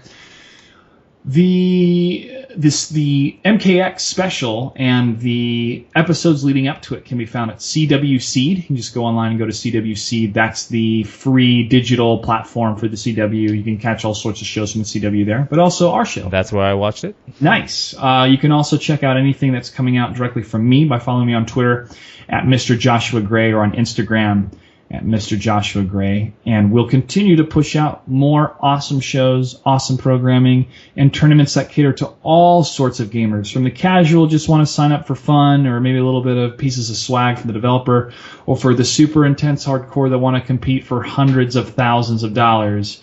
We have a tournament for almost everybody and for almost every game that is worthy of a tournament. So make sure to check it out, ESLGaming.com. And thank you guys for having me on the show. I really appreciate it. Joshua, it sounds like you've done that once or twice. Practicing for Conan. Right? Yeah, exactly. Very good. Fantastic. We're happy to have you and listen more. But at the end of every interview, you know what time it is, John. Oh, yeah. It's boss battle time. Joshua, do you know who the boss of the week is? I can't pronounce his name correctly. Heihachi. Yes, from Tekken. Oh, yes. You know, the wild-haired, crazed, maniac, martial arts master, buff, Wily, Dr. Wily lookalike, electric-wielding, sun-hating, volcano-throwing leader of Tekken Force? Yeah, that guy. He also looks like a distant cousin of Robert Englund. You know, he does. He there's a lot of people he can pass for. You know, maybe a slight, a middle bald-headed version of Einstein. A lot of different ways he can pass for. So yeah, just so listeners, so you know how the boss battle works, and so you too, Josh. I'm going to give you the rundown. Our questions or levels can be sent in by either listener or they're created by us. You can send in your questions to us on social media using the hashtag boss battle. Or you can email them to us directly with boss battle in the subject line to our email address at jtexgamecast@raptorcow.com. So, Joshua, how it works. There are 5 total levels. So we have 4 levels in the gambit of increasing difficulty. You have 60 seconds to complete those. You have 1 warp where you can warp to any question, and time permitting, you can go back to that question. So if you don't know an answer on number 2, you can say warp, you go to level 3, and then at the end, if there's time left, you can go back. Okay? Copy. Okay. All right. You have 1 power-up, which makes any question 50-50 within the first 4 questions, so that's good. So you can use it early or use it late, whatever, you can use it. And John is your companion. If you played Fallout or Oblivion or Skyrim, he's your companion, so he'll help you out with your keeping tabs of your power-up and your warps and everything. Okay. After the first 4 questions, we will review them. If you get 4 out of 4, you get a power-up for the boss. Ooh, and that is very, very helpful.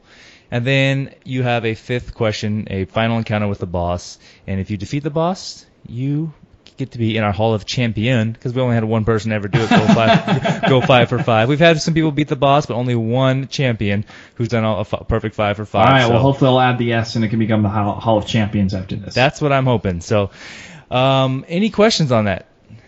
Joshua? No, I think I'm ready. Oh, I like it.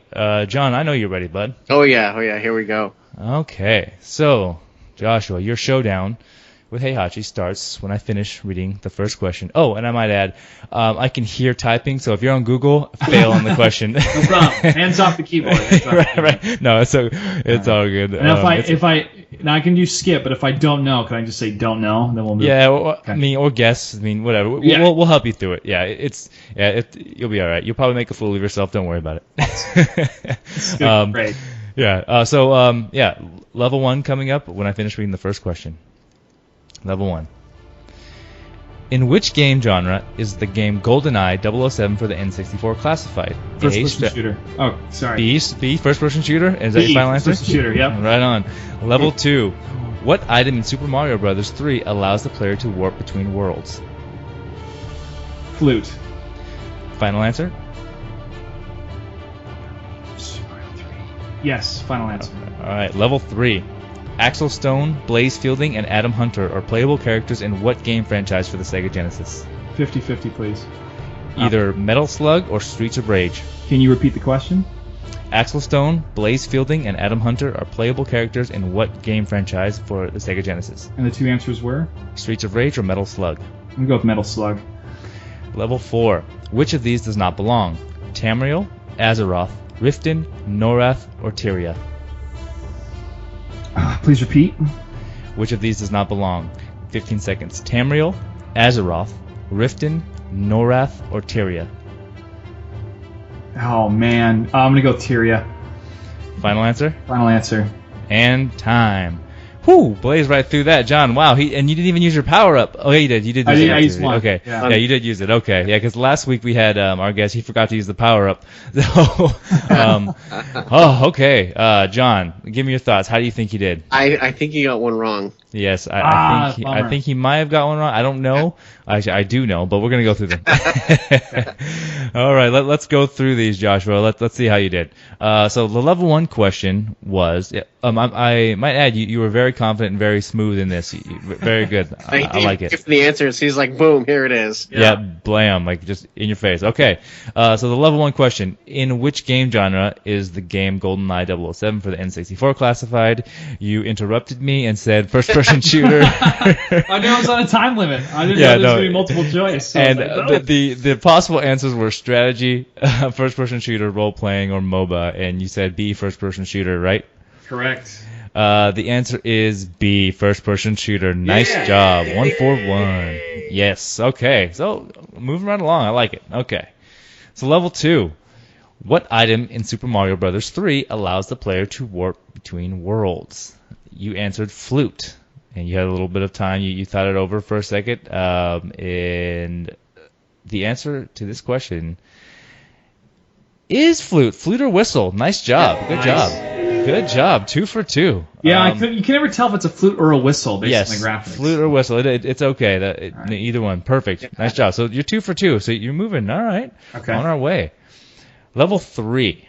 The question was, Axel Stone, Blaze Fielding, and Adam Hunter are playable characters in what franchise for the Sega Genesis?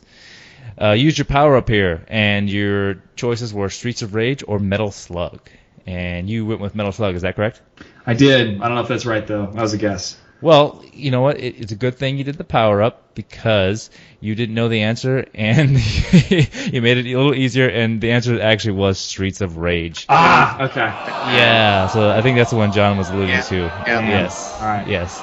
Yeah, so, because I used to play as Blaze. That was my guy when I played Streets of Rage. So, you were Axel? Yeah. See, well, it's all right. You're not going to get a power up for the boss. You still have a chance to defeat the boss. So we're okay. Let's see how level 4 went, though.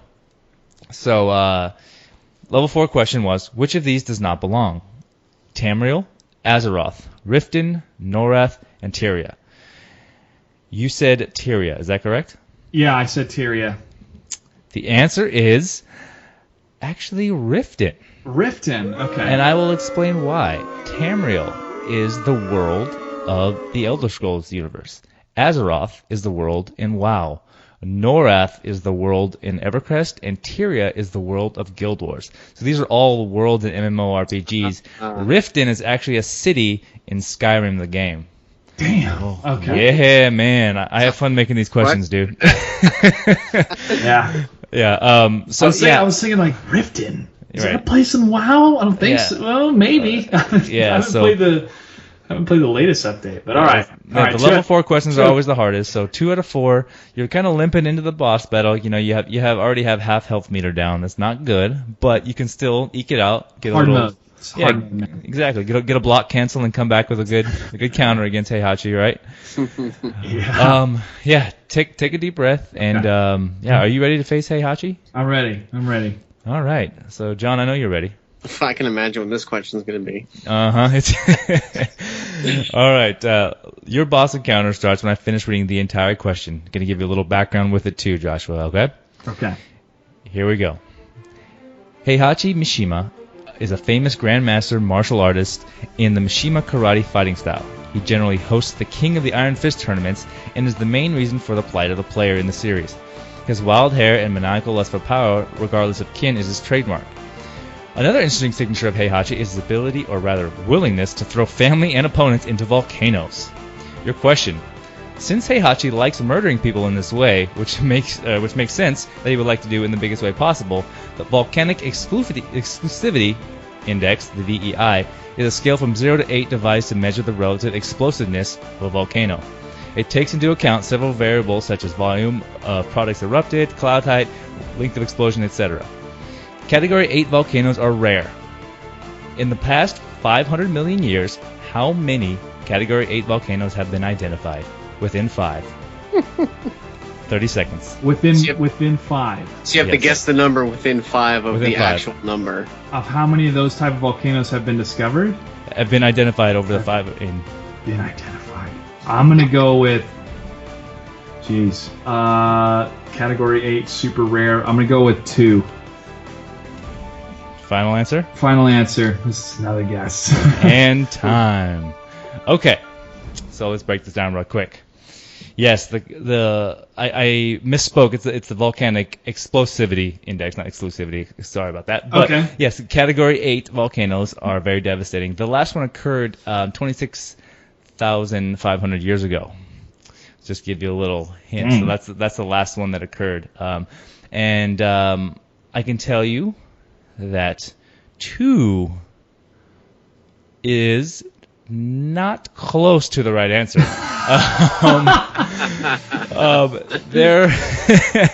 The answer is actually 47. 47. And that's who've been identified.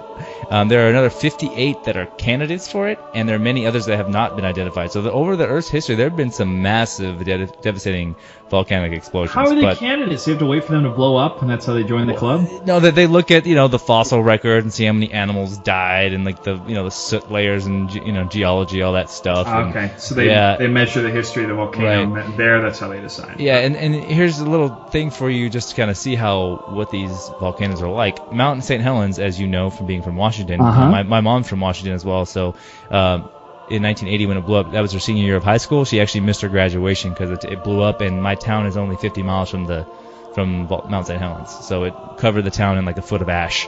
So that was only a category 1. So no way. Mount St. Helens was only a category 1. Yeah, 1 or a 2. There you go. So just think of what an 8 is. And one other stat is 42 of the 47 that have been identified have been in the last 36 million years. On top of that, so the last 36 million years have been very active for big volcanoes.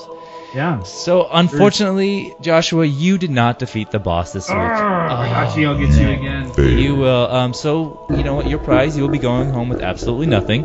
But that's okay. You did well. Maybe next time. But we're gonna take a break and then get into the topic of the week, some emails, and then get on out of here.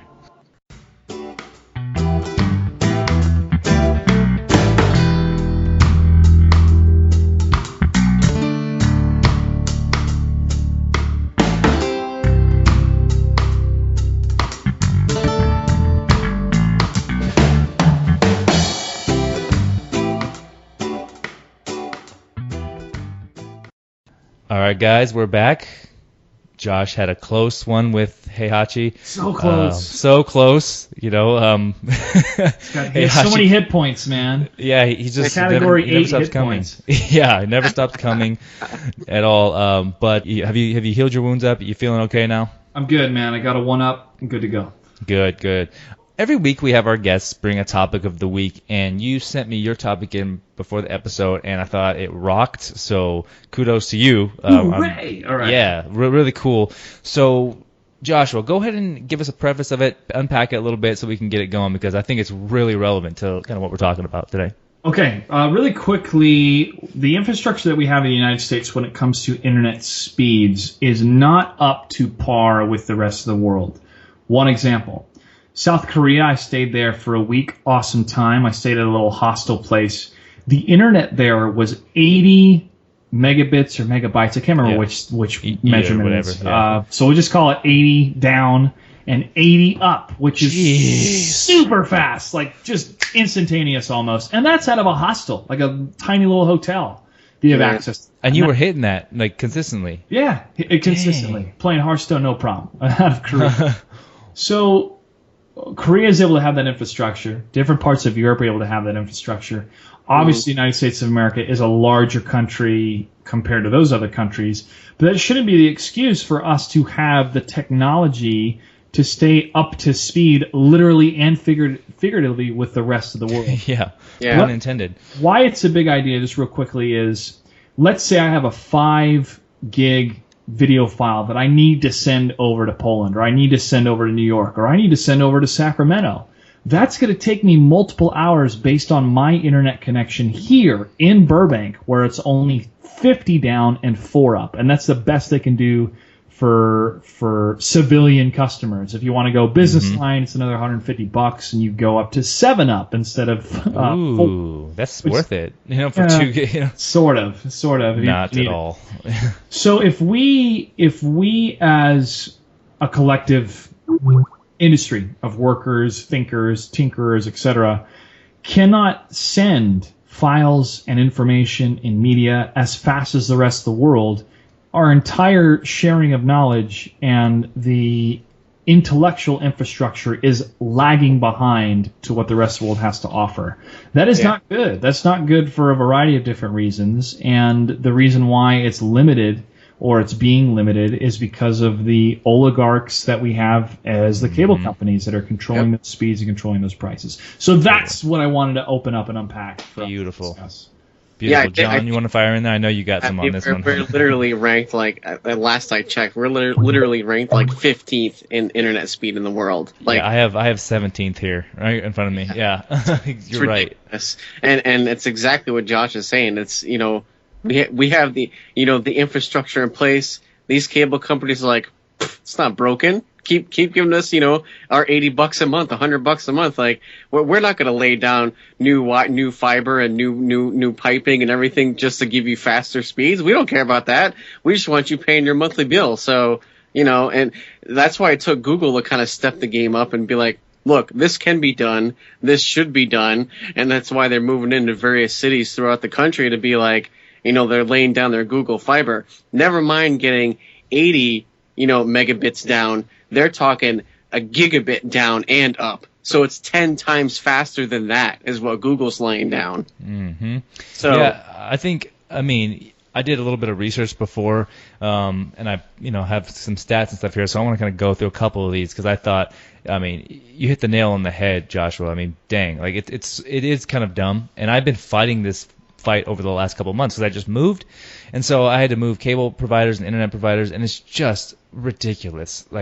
Even in these huge markets like LA, where they should have the best infrastructure in here, getting reliable internet speeds and download and upload is terrible. It is more effective in some cases, even in LA, to strap a drive to a pigeon and have the pigeon fly to where it needs to go.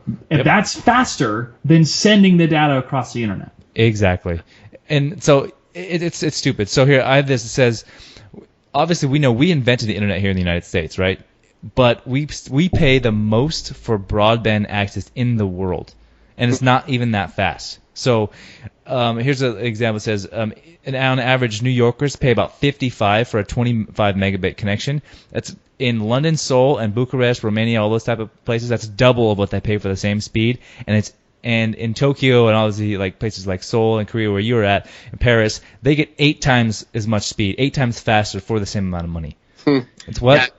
And also, a quarter of Americans don't have the infrastructure, don't even have internet in the house. Yeah, they literally are using literally still on dial-up or they're using satellite internet, which is just as bad as dial-up. Yeah, so I was like, what? It's crazy. So based on the global stuff, we're either 15, 17, depending on what you look at, which is ridiculous. And we're not even number 1 in the Americas. Uruguay's in front of us. It's like, what? Dang. And then you can look by states. Delaware's the fastest, has the best internet connectivity. California isn't even on the list to number 27. With the most population. So it's pretty ridiculous of how we've done our internet here and how we use it. So I'm fighting. I'm using AT&T Uverse, and I had to fight. Granted, they have dedicated connections, so you have your own, your own bandwidth, etc. So they say it's supposed to be faster, but I'm using their ultra package, and it's like 45 and 5 or 50, So I'm like, okay.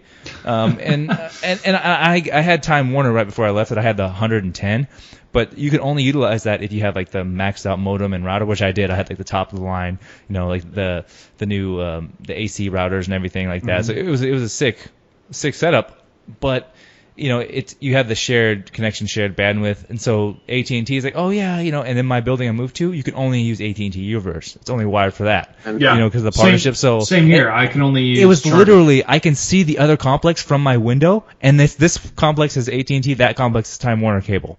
It's like, what? And you can't use either one, and it's ridiculous. And so I had to, I have a $250 modem and router sitting here. It's just like, okay, I can't use that. Yeah. And it's on and off half the time. And so, yeah, like you said, if I want to upload something, it takes forever. And so I'm about to, just train some carrier pigeons and start doing that. It's very, very, very sad that this one topic reflects, I believe, the greater attitude of top companies and the elite that make these ultimate business decisions. And I'm not trying to say there's it's the 1%'s fault, but in a way it is. It's these people that do not want to change the methods that they're making all their money. Nope. Right. And that's the same that blacksmiths had trouble with, I'm sure, when cars were first coming out. We don't want cars no to come horseshoes, out. Yeah, there's no horseshoes. That has always been the driving force of technology. Is it causes changes in infrastructure and jobs, in practicality and efficiencies, and for us to be antiquated in the ways that we work, share information, and we kind of shun any new technologies or take forever to implement them because the old people don't understand it while the young people need it. That is a huge disconnect. That is a huge disconnect, and it further fuels the flames of this is not right. There has to be a change. We're being left behind by the rest of the technological world, and every year it gets worse and worse and worse.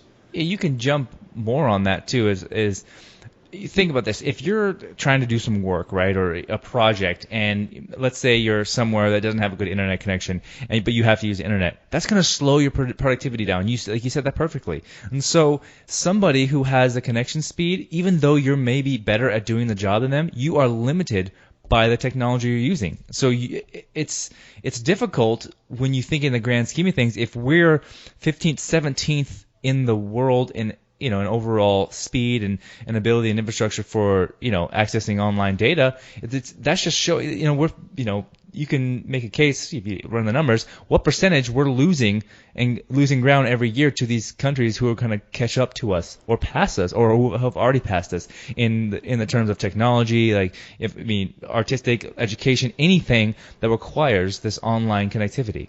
And it's really that's what kind of pisses me off in the sense of it's like I'm all about efficiency. You are too, Joshua. You have a busy schedule. I do too. So anything that wastes time unnecessarily drives me freaking insane.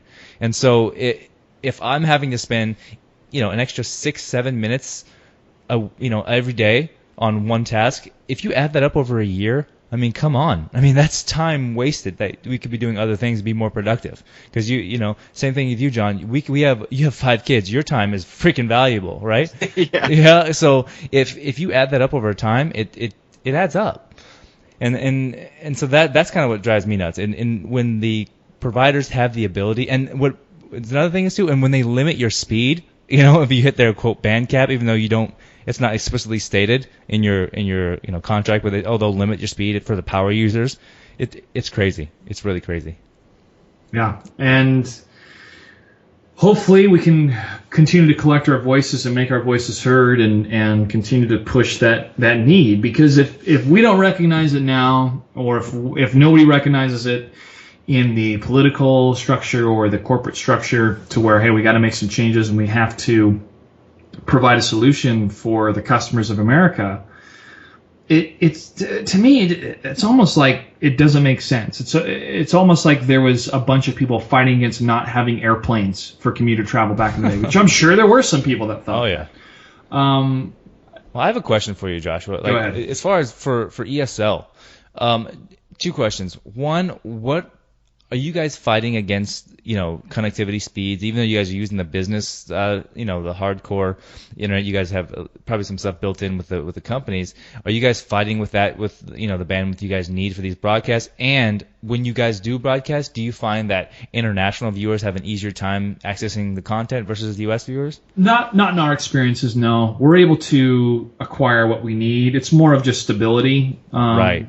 Sometimes the internet goes out or something went out, and that can happen in any live production. Like the cable went out. Somebody hit a cable truck or somebody, hit the cable pole with a truck or something like that, and your cable got knocked out. I mean, there's all sorts circumstances that are out of your control. Right. But as far as just general stability, though, I think the biggest thing for us right now is if I need to send a file to an office in Poland, I have to send it overnight rather than, hey, like I can send this and it's going to be with you in the hour and then we can talk about it. Oh, okay, I'll send it to you, but we're going to have to make our meeting for tomorrow because it's going to take 7 hours. So now we have to wait 7 hours to even progress based off the notes of a video file that I have to send to Poland, compared to Poland can just send it to another Polish city and they have it there within an hour. So that's one of the struggles, I would say. It's not debilitating the company at this moment because there's a certain built-in. It's still annoying. It's annoying, but there's a certain built-in expectation of, you're on America's internet, so it's going to take a while. But I think, wow, wouldn't this be so much more efficient and effective if I was able to send a 10 gigabyte file within, let's say, an hour. All right, let's say, okay, we were at speeds where it takes an hour. That's fine with me because I can go do something for an hour. I can set up a meeting or accomplish another task and then come back to that an hour later instead of having to plan a whole other day outside of it. Now, somebody listening to this podcast who is maybe a bit older saying, well, I remember when we didn't have TVs or we didn't have telephones. I remember we didn't have internet. I think all three of us were right at that. Yeah, we're the bridging the gap of no internet. Could you imagine not having a telephone in your house? Oh my goodness! I mean, that's a piece of technology that became just incumbent of the human experience in America. Right. And for the rest of the world, it's this incumbent experience of having nearly instantaneous information on the internet. And for Americans, that I can't think of anything more motivated to get behind, at least with any type of political action or movement or something of, hey, let's make our lives more efficient. Let's make our sharing of information more efficient, and let's work with better productivity so we can enjoy life more. There's more things to enjoy than sitting in front of a computer waiting for it to do something and doing spreadsheets or looking at a FTP file taking forever. Now that you mention it, though, like you kind of bring to light, like other countries, the expectation is the internet, you get almost instantaneous access. Here in the States, it's almost you expect someone to complain about their internet speed at some point in the day. Like someone always does. And now that you bring that up, like think about mine's that, John. Slow when I come home. Yeah, like oh man, internet sucks. I'm always like saying like, oh, the internet's slow today. Sometimes it'll be slow, sometimes it's fast, or like you'll talk to somebody like, oh my Wi-Fi is down, or it's always something. Like now that we were talking about it more, now I'm kind of like, yeah, it really is an issue that I think needs to be addressed. Like when I was digging those stats up, I was just like, wow, like there's way more and like big articles on it and like data analyses, meta tests and everything, but it's pretty like ridiculous. Like I was, I mean, I wouldn't put it above feeding the hungry and sheltering the homeless and helping out our veterans and stuff like that. But it's one of those things that we have to look out for. But that'll help with that, though. It totally could. It totally could. It totally could with those efficiencies.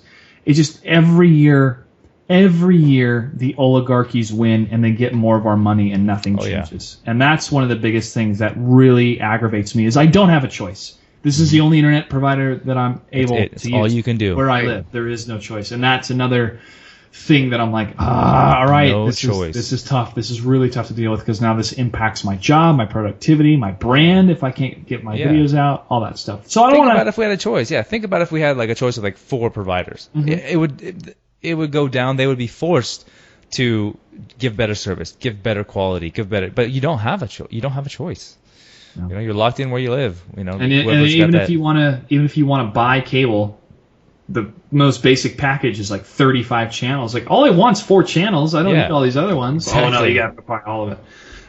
That's an antiquated way of thinking about entertainment. I don't need a package. I just want to pay for what I want and watch when I want to watch it. Mm-hmm. Yeah, and that's what the internet brings. And cable companies like, we can't have that. We got to exactly. That's probably what they would exactly. They're like, oh no. If we limit them, they won't be able to stream. Yeah, but it'll change, and the only way it'll change if we force it to change, if we ask for it to change, if we reward or work with companies like Google and others that are like, oh, we're just going to install fiber. They did it for Kansas City. They're doing it, I believe, Kansas City. They're doing it for LA. They're doing it for other cities. Become Charlton, become the solution, and that's where you're going to make money. Is when you can become a solution to people that want to pay the price for what they get. Mm-hmm. Exactly. Well, I think that's a great topic, Joshua. Thank you a bunch for that. Like, definitely something that has affected all of us and is affecting us. And like you said, you framed it well. We're not you're not championing it before, like, bigger social issues and when it comes to human welfare. But as far as the information and technology and education sector, it definitely makes sense. So awesome. Thanks a lot for that. Thank you for letting me vent a bit. Yeah, no worries. You guys got time for a couple emails? Sure. Yep. Sweet. Yeah, we didn't hit some emails last week, so we got a little backlog, but that's cool. So if you sent some emails in last week, sorry about that. So if you want to send in an email to the show, you can do so at jtexgamecast@raptorcow.com, just like Ralph M did. I don't know where you're from, Ralph, so I'm going to say you're from Gary, Indiana. I think I said that before, but hey, you're from there, you're good. He says, if you couldn't play video games ever again, what would you replace them with? Ooh. Man. Oh, geez. I would replace it with playing instruments and singing, doing that more often. Yeah, I was just going to say the same thing. I'd play my guitar a lot more. Fair enough. Nice. I would probably... Go to the gym. Right. No, I'm too old for sports. Yeah, no, I'm too old for sports, and I'm broken down, and so. But I would probably travel more again. Peyton Manning won the Super Bowl at 39, so. Yeah, fair enough. No, I'd probably travel more again. Just make that like a hobby. So when I want to sit down and play, I would just go. I do travel a lot anyway, but I would just make it a point to make it a more structured time, type of thing where it's like my hobby instead of just something I do whenever I want to do it. So yeah, that's that. Simple as that. What instrument would you play, Joshua? Guitar and violin. Oh, I have both the apartment, yeah. So the strings a little bit, but I always love singing, just beatboxing and goofing around. Give us a sample. Ready, go. There you go. Okay. All right. Nice. Hey, I'll take it. Nice job. I'll edit that in and I'll splice a couple segments on top of it. I'll make that the intro music. Okay? Do it. RaptorCow. Yeah, we'll sample that. Awesome. RaptorCow. The RaptorCow. Haha, nice one. All right, this one comes in from Chris L. from Maryland. It says, "Hey guys, what was the first video game you ever played? I know you talked about it in episode 0, but I don't think you said the actual first game you ever touched." I think we might have said it, but I think the first video game I ever played was the original Super Mario on regular Nintendo. Yeah, regular Nintendo. But I did play a lot of Atari and stuff back in the days when my neighbors had it. But yeah, I think, do we count the little Tyco video game screens or little basketball players? And I have a ton of those. Yeah, I played those probably before I had a Nintendo, I guess, if that counts. Mine, I'm pretty sure, because I got the Atari 2600, so I'm pretty sure Pac-Man, it's either Pac-Man or something very close, Asteroids or... Right. And Centipede or something. I don't remember the exact game, but it was definitely, something like that. Yeah, I think mine was Mario. I remember. I remember Mario. I remember Crystallis, which was an RPG on the regular Nintendo. Duck Hunt. Yep. Contra. Yes. Just a lot of those cartridges, and of course at the arcades. But for sure, I think the first video game at home was Mario. Same. Okay, so this is kind of in your wheelhouse here. Joshua. So it says, "Dear John, Ted, and third person." That's you, Josh. I'm third. All right. Yeah. It says, "How do we make esports more compelling? I don't know if it's just me, but I have a difficult time probably watching the screens of professional players in various esports because it moves so quickly, or I don't see things the way they do. How do we remedy this when someone like me who plays many esports, quotes, such as Mortal Kombat, Street Fighter, League of Legends, and Call of Duty, can't enjoy them to the fullest?" Brandon D. in Santa Clarita, California. So I think I understand what he means. If you look, I always mention the APM because I'm an RTS player. I really like RTS games a lot. But my APM is nowhere near like a Korean or like StarCraft 1 player. Like I'm not hitting 290 or 300. I mean, I've hit in the high 170s before, 180s. Nice. But and at when I was in my peak. But yeah, so if you watch their screen, it doesn't make sense. It's just flashing around, right?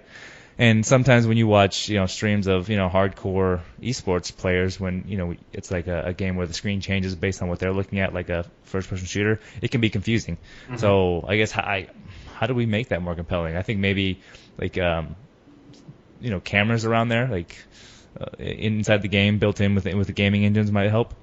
Yeah, so. Yeah. I mean, that's the constant question we're always answering is how can we make this game more compelling to watch and to be able to tell the story properly. With first-person shooters, you usually have the first-person viewpoint of the variety of players, except some games do allow a spectator cam or a cam that can float along the map and stuff like that. Mm-hmm. So when a developer understands that you have to have multiple viewing angles, or at least multiple tools to help tell the story of what's happening, right, that makes it easier for the audience to follow along what's going on. And you take a look at Counter-Strike Global Offensive's built-in spectator mode. It's pretty good. Yeah, Unity and Unreal both have those camera settings you can put in direct in the engines in your game. So they're not hard to implement. It's just, they're not. Yeah, I mean, spectator modes are a must-have now for any game title that wants to take esports seriously. For me, it also just comes down to the game. If I try to show off Dota 2 or League of Legends, which I try to show some Dota 2 to my parents, there's so much information built into the game itself with the different characters that you play as, the different abilities they can do, different things. Items. The items, yeah. So there's a lot to try to keep track of. A fighting game like Mortal Kombat or Street Fighter, you know exactly what's happening the whole time. He's punching him. Yeah, somebody's getting their butt kicked, and the other person's going to win.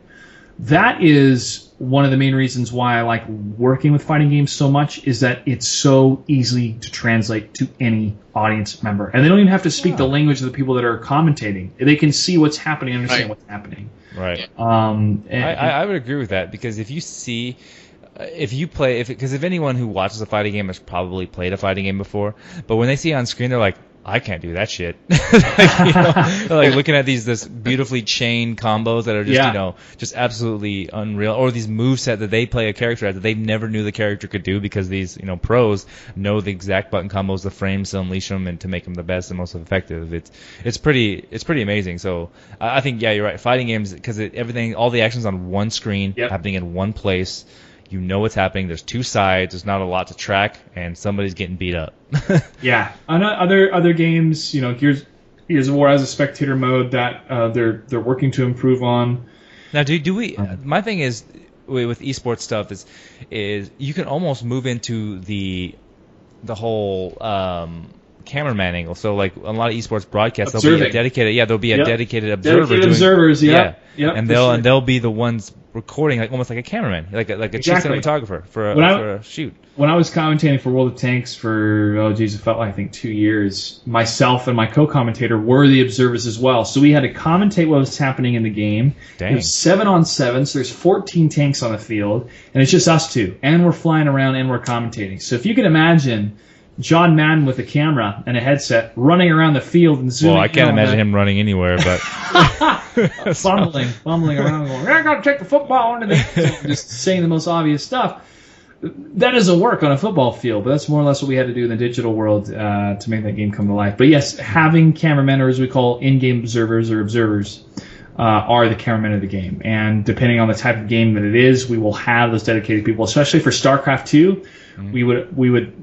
Yeah, you have to have that. Of the time, have a dedicated observer. Yeah, you cannot look at a screen of one of those players. It does not make any sense. Nope. It was just the hotkeys and the jump. It looks like it's a big flashy garbage goop. Yeah. It's, John, here's for you. I'm gonna piggyback on you. You watching esports stuff. I mean, the commentators do a decent job of explaining the action. Yeah. If you know the game. So I mean, how could they make it better for you?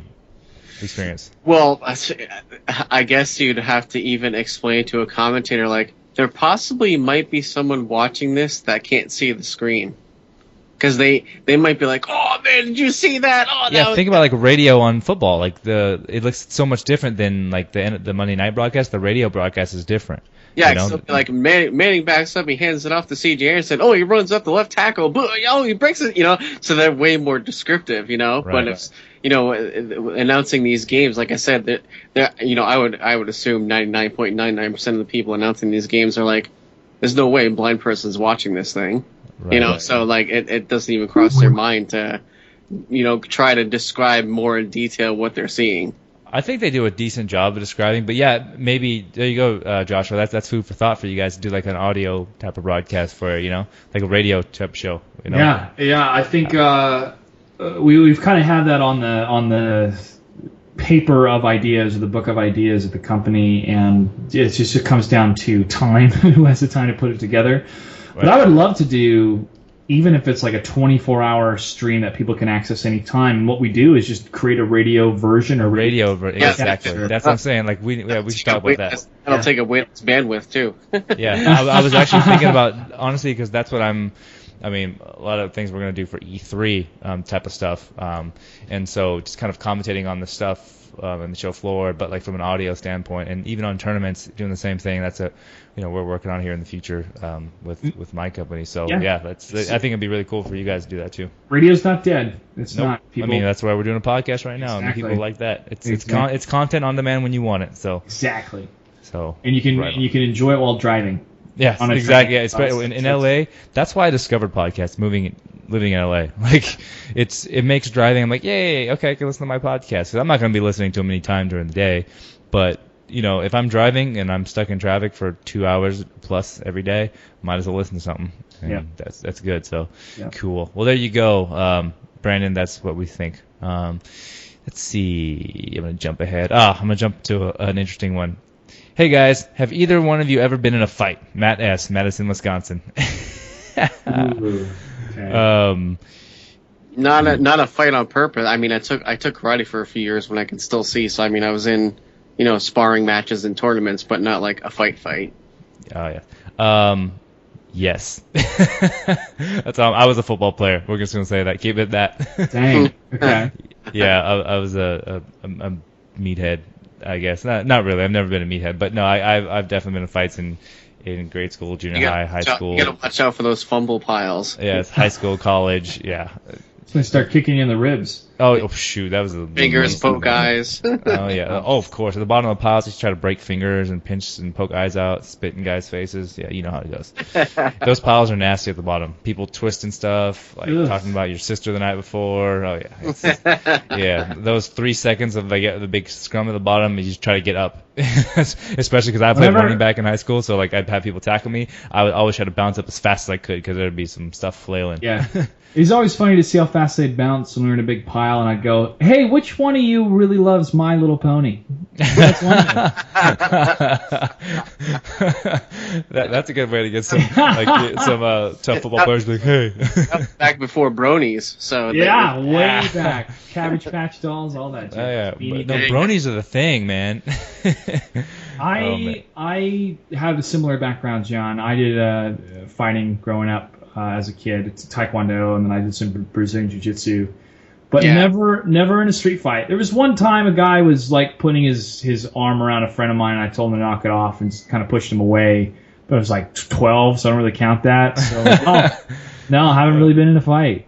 Yeah, no, I had one incident. I guess it almost escalated to a fight. Now that you mention it, I had a friend that had cancer when he was like 10 or 11. I'm around that age, and we're at an arcade playing video games, and he was wearing like a hospital mask because he was still he was recovering, and a couple of kids were saying something to him, and I don't remember exactly what was said, but I was going to take on these two guys if I had to. Yeah. Because, I was just like, don't talk about my friend. You don't even know what he's been through, Talking smack about your buddy, man. You got to represent.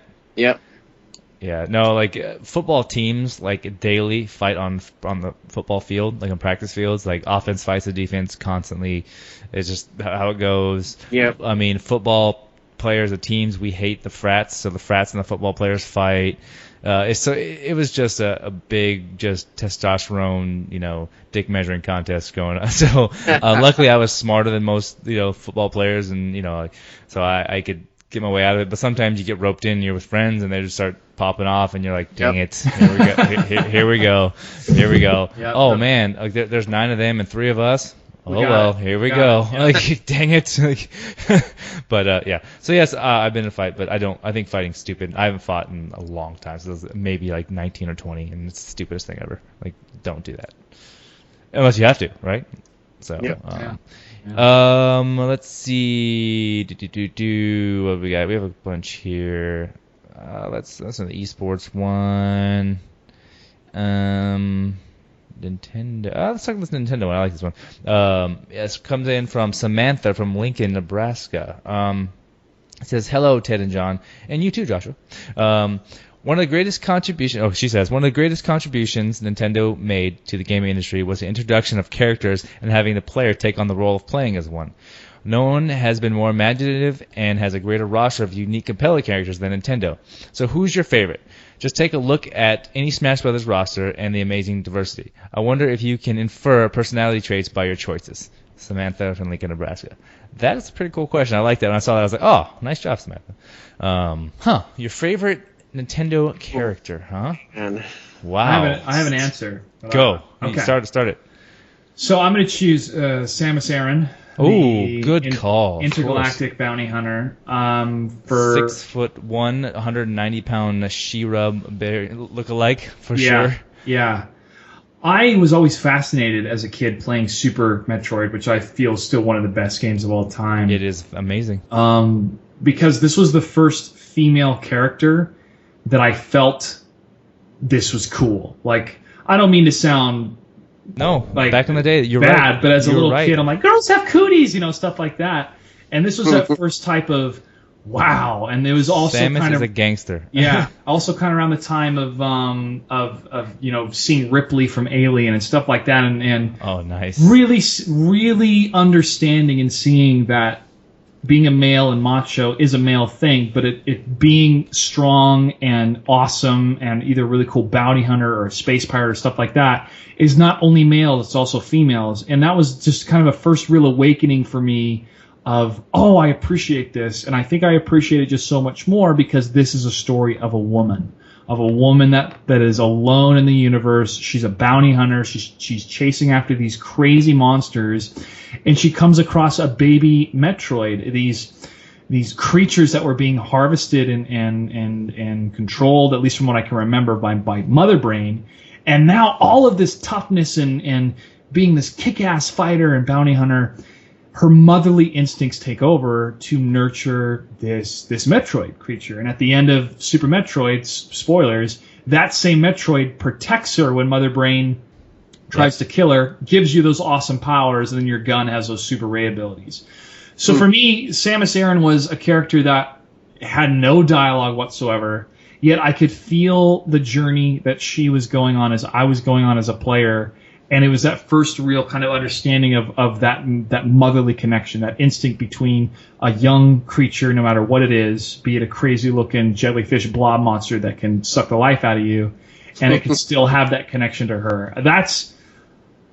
I still treasure it. It's kind of like deep down unlocked. I don't think about it that often, but I thought it's one of the coolest things because I had this strategy guide, and it had a picture of Samus Aran. It was her. It was like it was like cut in half, but she wasn't cut in half. It was just her suit, and you saw what she looked like in her suit with her like one-piece leotard, and then what she looked like with the suit fully on together. And she kind of reminded me of my mom's a ballerina. She was very fit, kind of had that strong physique, very very fit physique. And when I saw Samus, I was like, wow, it kind of looks like my mom, which is kind of crazy. So. Sorry for the long story, but that's cool. I think Samus Aran is one that I really connect with. And space can be pretty lonely. It is, and the thing is, you echoed Samantha's question perfectly. That Nintendo did a great job of allowing the player to be a character and a feel for these characters, to play as a character instead of like a blip of light. Yeah, and I felt, and as a kid, I'm like, I don't want to play the girl when you're playing fighting games, but this was a game where like I want to play the girl. I want to play as a girl. I have no problem against that. That rocks. Sweet. John, who do you got? I think I know who you might choose. One of two. Really? Okay. Yeah. I'm sort of leaning towards Mega Man. Was that one of you? Ah, see? Yeah. There you go. Yeah, that was one of my two.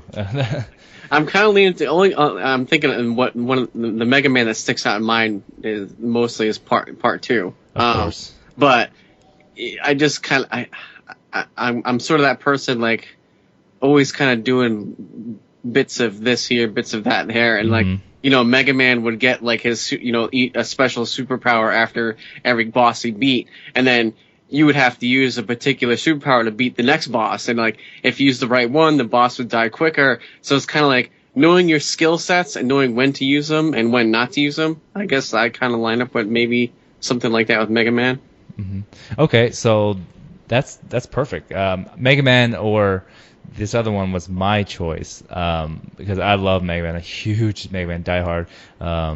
But my other choice, I guess, that I'll kind of go to is actually I love Kirby. And I'll tell you why. I think growing up as a kid, we mentioned it before. Actually, the funny thing is, just recently, this week actually, I've been playing a lot of old school games, starting to stream a lot of stuff, and I introduced Shauna to Kirby and on the NES, and so we've been playing through that.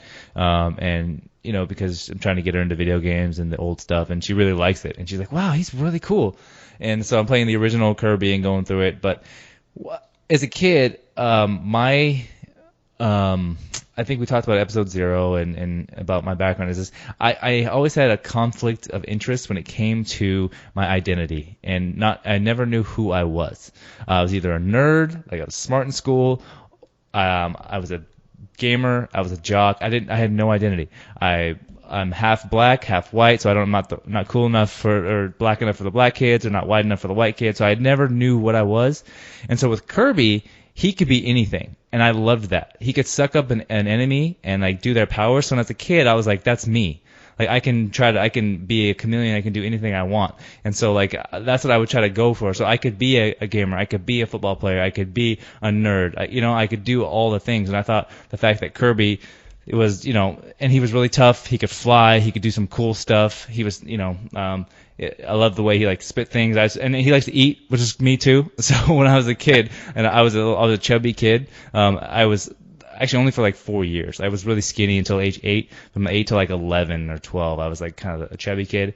And so, so I always identified with Kirby. I thought he was really, really cool because of that, because he could change and take the powers of somebody else. And then if he didn't want the powers, he could just poop the little star out and move on. He's like, hey, I'm good. I want that power instead. And I like the fact that, you could choose the abilities, because there's a lot of abilities, some of the enemies that were kind of whack. Like, I don't want that. I don't want to turn into a rock. That's stupid. But like I do. I want the sword, or I want the fire breath, or something like that. And so I thought that was really cool. But yeah, Mega Man's the same thing. So that's kind of why I liked Mega Man the same way, is because he had all the powers and he could do a lot of different things. And so that's kind of the two characters I identified with as a kid the most.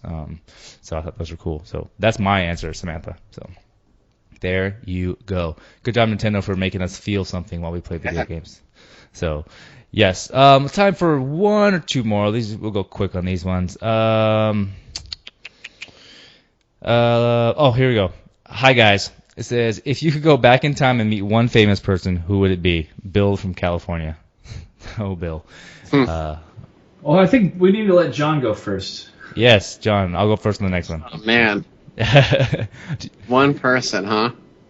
If you don't have something, I think I have somebody. You might have to come back around to me. Okay. I'll go one of two people. They're all in the same veins, but I guess I'll pick one. But it's either Caesar or Alexander the Great. I like the fact that these two men were. I mean, I probably want to meet Caesar more, but these guys were pioneers. They were excellent politicians. They were excellent military strategic minds. They were good with people. They were charismatic, and they could change the face of history just by the things they do and the decisions they made, and they made people follow them. And people always talk about, analogies of great leaders and everything. I think the characteristics of that, because I always try to be a leader in whatever I do and try to do things that are, up and, bigger and better. But I think Caesar was just awesome. And I mean, Roman history is just fantastic. And I'd love to kind of see how it started. And the only thing is, make sure before, Brutus got a hold of him, I'd just be like, hey, but. Et tu, Brute! Bummer. Exactly. Yeah, but no, I think it'd be really cool to sit down with Caesar and just be like, hey, what's up? I'm Parlo Italiano. But Caesar would be cool. Okay. I think I have mine now. Nikolai Tesla. Oh, fantastic. Yeah, the whole quote he said about, I failed 1,000 times before I succeeded once, right? So that's what he always said. Yeah, in my opinion, he was a far better inventor than Thomas Edison. Yeah. And, he just wasn't on the right side of history. Again, he had the cards stacked against him. And no, Tesla's an awesome genius. That's a great person, I think. Yeah, and just Edison had the right people in his corner, and Tesla didn't, and just worked out the way that it did. But I thought he was way, way, way ahead of his time. He was 100 years ahead of his time. So right. I just would have loved to have been able to talk to him and he was more interested. He could have cared less about like money and stuff. Yeah, exactly. Like make change and do things to benefit the populace as a whole.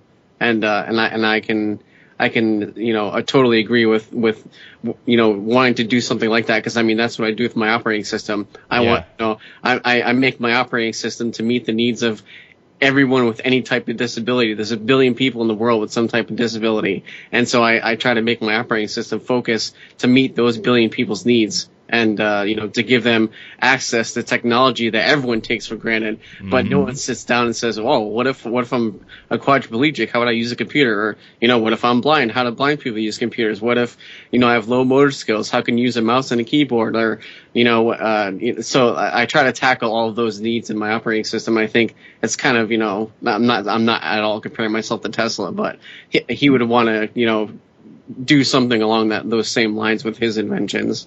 I think you're the same as Tesla, John. You're my buddy. You're my buddy. No, he has a good position in history too. So I think, yeah, you're totally right.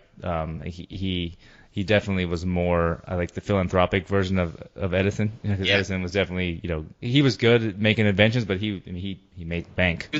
He was more the marketer, and Tesla wasn't. He didn't have that in him. Right. It's for the science. What do you got? It's for the science. I chose Thomas Jefferson. Ah, very nice. And it may sound like a fifth grade answer, but no, who cares, dude? Lately, I've just been studying more. We're talking about video games, man. A video game podcast. Come on, we're okay. Yeah. I was thinking more and more of the dream of our founding fathers, the dream of so many people that wanted to come to a nation, and to better understand that dream, you have to kind of realize where the world was, where it was coming from, why the nation was formed the way it was, and to see a group of men and women and people that wanted to formalize a nation that had not just freedom of religion, but freedom from religion.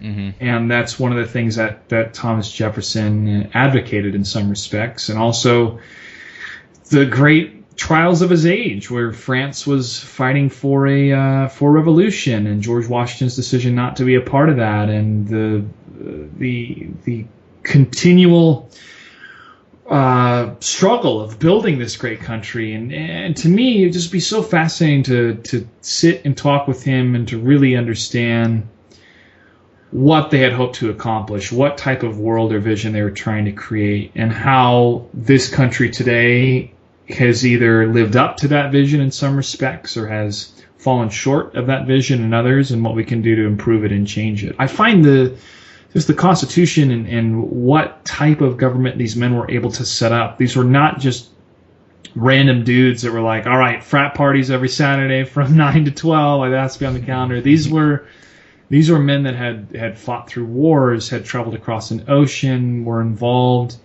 in a variety of different things throughout their lives. There were a few parties here and there. Come on, man. Yeah, there had to be, there right? definitely were. To get through the times. There definitely were, and but for sure. And even now, I'm sure the majority of them would be thrilled to see that slavery is abolished, that we have such incredible technologies, but also I'm sure that they would be troubled to see how much power the people with money have, because that was one of the things that they were trying to escape, was to get away from those oligarchies and for the people in the financial power to rule the voters. That's what they're trying to stop. So for me, it would be Thomas Jefferson, and I think him and I would have a kick-ass time. Hell yeah. I think one other person I'd add is I definitely want to meet Leonardo da Vinci. Genius. Awesome. So throw that in there. Yeah. Yeah, sweet. Well, I think that's going to do it, kids. Nice long episode today. Joshua, thank you so much for being on. You rocked. Such good things to say. You brought a lot to the podcast. We really appreciate it. Again, our schedules finally clicked, and I'm glad you saved some time for us tonight. Very awesome. It was awesome. Ted, thanks so much for the invitation. John, it was great. I find your story so fascinating, man. I mean, it's